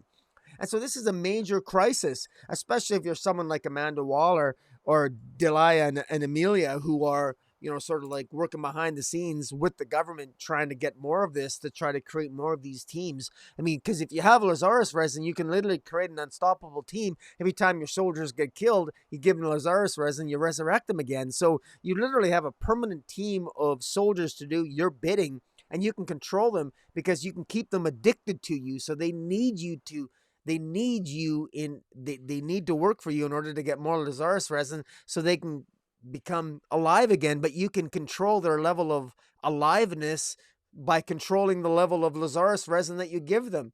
And so there's sort of a sick horror element throughout this entire series that Matthew Rosenberg has managed to employ so well. And the sympathy that you have for Deadshot here, and as he sacrifices himself to save Jason Todd, even though we know that he's technically, he can be resurrected again through more Lazarus resin. And just as Two-Face shows up to save Jason Todd, and Two-Face shows up with, of course, Bane, the resurrected Bane, and Mr. Freeze at the end, it's so well done here. And you nailed it on the head when you said at the end here, we know from the pages of Robin that Talia, who now runs the Shadows, is basically getting complete control, and now has complete control of all the sources of the Lazarus resin all over the globe. So all of the Lazarus pits are now back under the control of the Shadows under Talia al Ghul. So that's likely going to cut off Task Force Z to Lazarus resin. But we know that the last vestiges of it are likely going to be used, as you say, Jace, that chances are, all of these characters, Bane and Jason Todd and Mr. Freeze and Bloom, they're going to likely be resurrected permanently, and hopefully Arkham, one of my favorite characters, Arkham Knight, I hope she gets resurrected too permanently, to bring them back. But this has been a really good series, and I just want to give a shout out here that, sometimes I've been hard on DC continuity but one of the ongoing continuity storylines, the subplots right from Future State throughout the entire year from 2021 all through here, from March 2021 to present day, the idea of Lazarus resin being used to resurrect DC heroes has been a plot point in numerous issues of Suicide Squad, and it's been hinting at Teen Titans Academy, Flash, and Task Force Z here, and in Batman. So it's nice to see that this has been actually a consistent continuity in terms of the impact of Lazarus resin, and I think it's been well played and well done. And I want to give shout out to DC editorial for at least maybe getting that right. So for those of us who are reading more than one issue, I think there's something to be had here. And kudos to Matthew Rosenberg here, and Eddie Burrows and Eber Ferreira on the art. This has been one of the series that has been more enjoyable to read. Yeah, I agree, 100%. Okay, on to the last book we're going to talk about. It's Human Target, number 5, and it's from writer Tom King. Art is by Greg Smallwood. Letters by Clayton Cowles. I gotta say that I really absolutely loved the the way the credits were on the menu in the book. Yeah. It was just really cool as Christopher Chance is having some Mexican food with John Jones and Ice. This was a really fun issue, a little bit of a departure from what's been going on in the series up to this point, because of the whole aspect of the mental powers of Martian Manhunter. So that worked for me on a lot of levels. The art continued to be fantastic, but this wasn't as much of a straightforward issue uh, as the previous ones were, but it still is absolutely fantastic art from Greg Smallwood, especially the color work, which he uses to great effect here to sort of denote when we're in different time periods and sort of different events are happening, because you have the you have sort of the storyline that's going on with Ice and Christopher Chance and John Jones or Martian Manhunter in his human form eating at the Mexican restaurant, but there's also flashbacks to Imra talking to Christopher Chance, Imra being Saturn Girl, and her educating Christopher Chance on the way uh, telepathy works and mind control and people reading your mind and whatnot, which Christopher Chance uses at that moment when John Jones exposes his mind to Christopher Chance.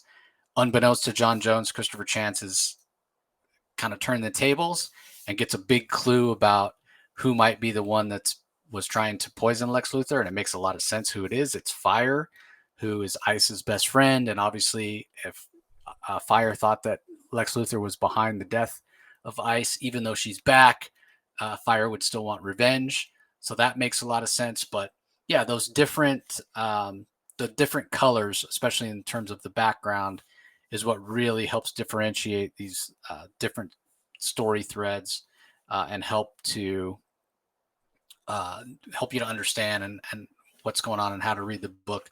Plus, there's kind of the big secret or the motivation or the event that basically sent Christopher Chance down the road of becoming the human target, which is him trying to be the human target for his father, to prevent his father from being killed. His father was killed over some gambling debts, borrowed money from somebody he shouldn't have. And as his father lays there dying, there's a very poignant moment where, Christopher goes to him. He's probably 12, 13 years old and says, "Yeah, Dad, I tried to be the target for you. I'm sorry I wasn't able to save you. I promise I'll never fail again in protecting somebody." So it adds a lot of context for those that might not be that familiar with who Christopher Chance is or why he does what he does. So this continues to be a brilliant series. I can't say enough about how fantastic the art is, and everybody should be picking up this title. Everybody should be reading it. There's literally no reason not to be reading Human Target. I mean, even Tom King himself, the writer, has said, you don't even necessarily.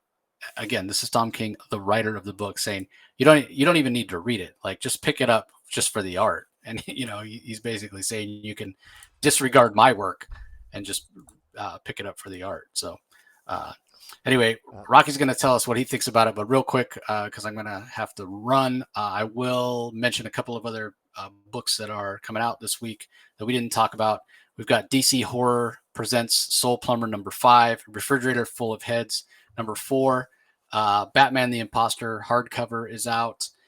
Deceased Hope at World's End trade paperback is also out, as is DC Comics Generations trade paperback. So a lot of great books out from DC this week. I'll let Rocky take you guys home by kicking it off with his thoughts on Human Target. Yeah. I think that this issue of Tom King absolutely it shows just how much thought he puts into these types of stories, and the manner in which he conveys. This is Christopher Chance. We know that he's having a sexual relationship with Ice. He's attracted to Ice.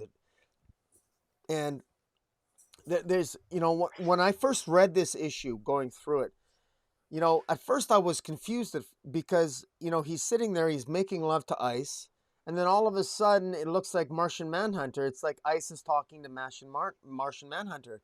And it's not until you read the issue as that it becomes clear that it's because this entire issue takes place in the seconds between it takes for Christopher Chance to pass the salt to Martian Manhunter. At the beginning of the issue, we got to remember that ICE is introducing Christopher Chance, the human target, to John Jones, the Martian Manhunter, and they meet over dinner. And the opening page is them reading the menu, and basically Martian Manhunter asks for the salt from Christopher Chance. And then there's a flashback when Christopher Chance is actually recalling when he was being trained by one of Ra's men, one of Ra's al Ghul's men, I take that to mean. And one of Ra's al Ghul's men got him to this woman named Emra, who's from Titan, who is a telepath, presumably the same the same planet that the future Emra, who was Saturn Girl in the 31st century, is from. I can't imagine this is the same Saturn Girl as from the future, although Jay seems to suggest that it is. The Emra from the 31st century is spelt with an I, not an E, as in this issue, but that's an unimportant detail. The fact of the matter is that people from Titan are telepaths, and this Emra character is teaching Christopher Chance how to deal with a telepath. And Christopher Chance deals with Martian Manhunter in the very same way. He opens his mind to Martian Manhunter, knowing when he's passing Martian Manhunter the salt at the beginning of the issue. He's passing Martian Manhunter the salt. He's opening his mind to Martian Manhunter and feeding Martian Manhunter his biggest thoughts, but keeping his biggest secrets hidden, because he's had that training to control his mind from the past, dealing with this Emra character when early in his career.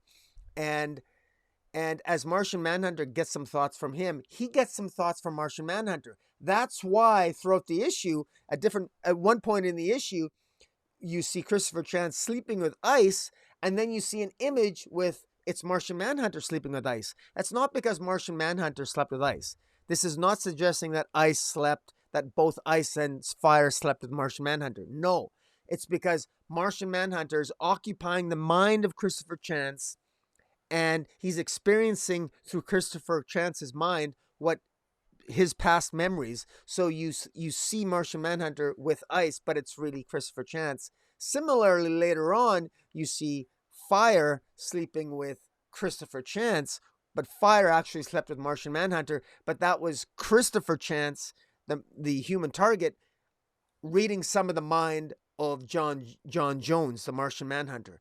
Because what's revealed here is that what happened is that after there was an attempt made on ICE's life by Lex Luthor in order to get revenge, Fire slept with Martian Manhunter. Martian Manhunter got funding from Ted Cord, the Blue Beetle, and Martian Manhunter took that money and gave it to Fire. And of course, he had a sexual relationship with Fire. It's revealed here during the days of the Justice League International. And so that's how they got close there. And Martian Manhunter was afraid of revealing that to Christopher Chance when their minds had that meeting of the minds, so to speak, over dinner while Christopher Chance was passing the salt. And at the end of this issue, the salt is passed. So this entire issue and all the narration takes place during the time where literally Christopher Chance is passing the salt. This is exactly the type of storytelling that I give Tom King so much credit for, because a lot has been said. A lot of people say, Tom King, he gets the best artists like Greg Smallwood. Look, there's no question here. Greg Smallwood's art here is fantastic. He does a fantastic job. But make no mistake, the manner in which this story is told is brilliant. This is brilliant. And this really hits home. And Tom King has done this even through his Batman run. And I wasn't a fan of his Batman run, but I will give him full props for he was experimenting with different ways of telling the story in his Batman run, that while as part of the larger narrative it didn't work, I give him props for thinking outside the box in a way to tell a story and to tell his smaller narrative in a different way through and taking the most advantage of the artists that Tom King was gifted to collaborate with. And he does that to full effect here with Greg Smallwood. And full props to Tom King for doing a great job. And Greg Smallwood, my friend, you have done a fantastic job. This is a really great series. This issue is brilliant. The attention to detail, the dialogue, the Tom King pushing the envelope, making the characters a little bit more naughty, a little bit more dangerous than you would expect them to be, with fire whispering in Martian Manhunter's ear. Okay, tonight, but cut out the crying afterward. Remember, you're a goddamn Manhunter. I mean, this is Fire going to be sleeping with Martian Manhunter later on. I mean, this is really great. This is great storytelling. This is the type of stuff that I think this is the type of storytelling that I, as an older reader, I like this sophisticated older storytelling for these characters, because this to me is the type of storytelling that it's about time. We need more of this type of storytelling. And frankly, I'm so looking forward to Tom King. Give Tom King all the obscure DC characters, because he makes them more interesting than the existing ones, quite frankly. He's doing a fantastic job. I really like it. And I strongly encourage people to pick up Human Target. You'll absolutely, I'm sure, frankly, you'll enjoy it. If, the only thing negative so far I've heard about his, you've heard some comments about his portrayal of Guy Gardner in issue 4. I think it's overblown, but even if you don't think it is, and you don't like his portrayal of Guy Gardner, it's a really minor nitpick, guys. The overall narrative here is excellent. The art is fantastic. It's well worth picking up. And again, this Human Target series is just absolutely, it's really, really good. And wow, the art, Greg Smallwood, the art is just fantastic. So guys, that's it here for this, for Human Target. I'm going to, I guess, it looks like Jace is gone. I'm finishing up here. He's got an errand to run. But guys, please hit the subscribe button. Hit the subscribe button so you get notice every week of we review DC Comics weekly every week. I'm going to leave the link below. Check out, if you want to listen to this as a podcast. Certainly, I mean, many of you, in fact, probably more of you listen to this as a podcast anyway. Jace is at the Comic Source podcast. It's an excellent podcast. Jace reviews a lot of creators, a lot of writers, a lot of artists, and you check out his website. There's subscribe to the Comic Source podcast. You'll get all of his content. It's incredible. The guy's a workaholic, and he does it all for you. Entertaining you guys with great reviews. He does his Spawn Daily, which I think is fantastic. I stopped at issue 28.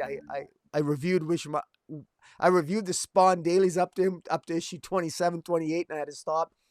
My schedule doesn't allow for me to continue with him for too much, for as much as I would like, but hopefully I'll get back into it. But he's reviewed up to Spawn issue number 50. Every single day he reviews an issue of Spawn. Check that out. Check out my channel again, Comic Boom ! On YouTube. If you want to watch this, we actually show the pictures of the various pages on the comic. At least we'll go through them rather quickly, but you can watch this on YouTube as well. But guys, feel free to check out Comic Boom ! On YouTube, the Comic Source podcast. And until next time, guys, hey, follow us. Follow me on Twitter. I'm at Metropolis40. Follow Jace on Twitter at the Comic Source. And until next time, well, I guess we'll catch you later.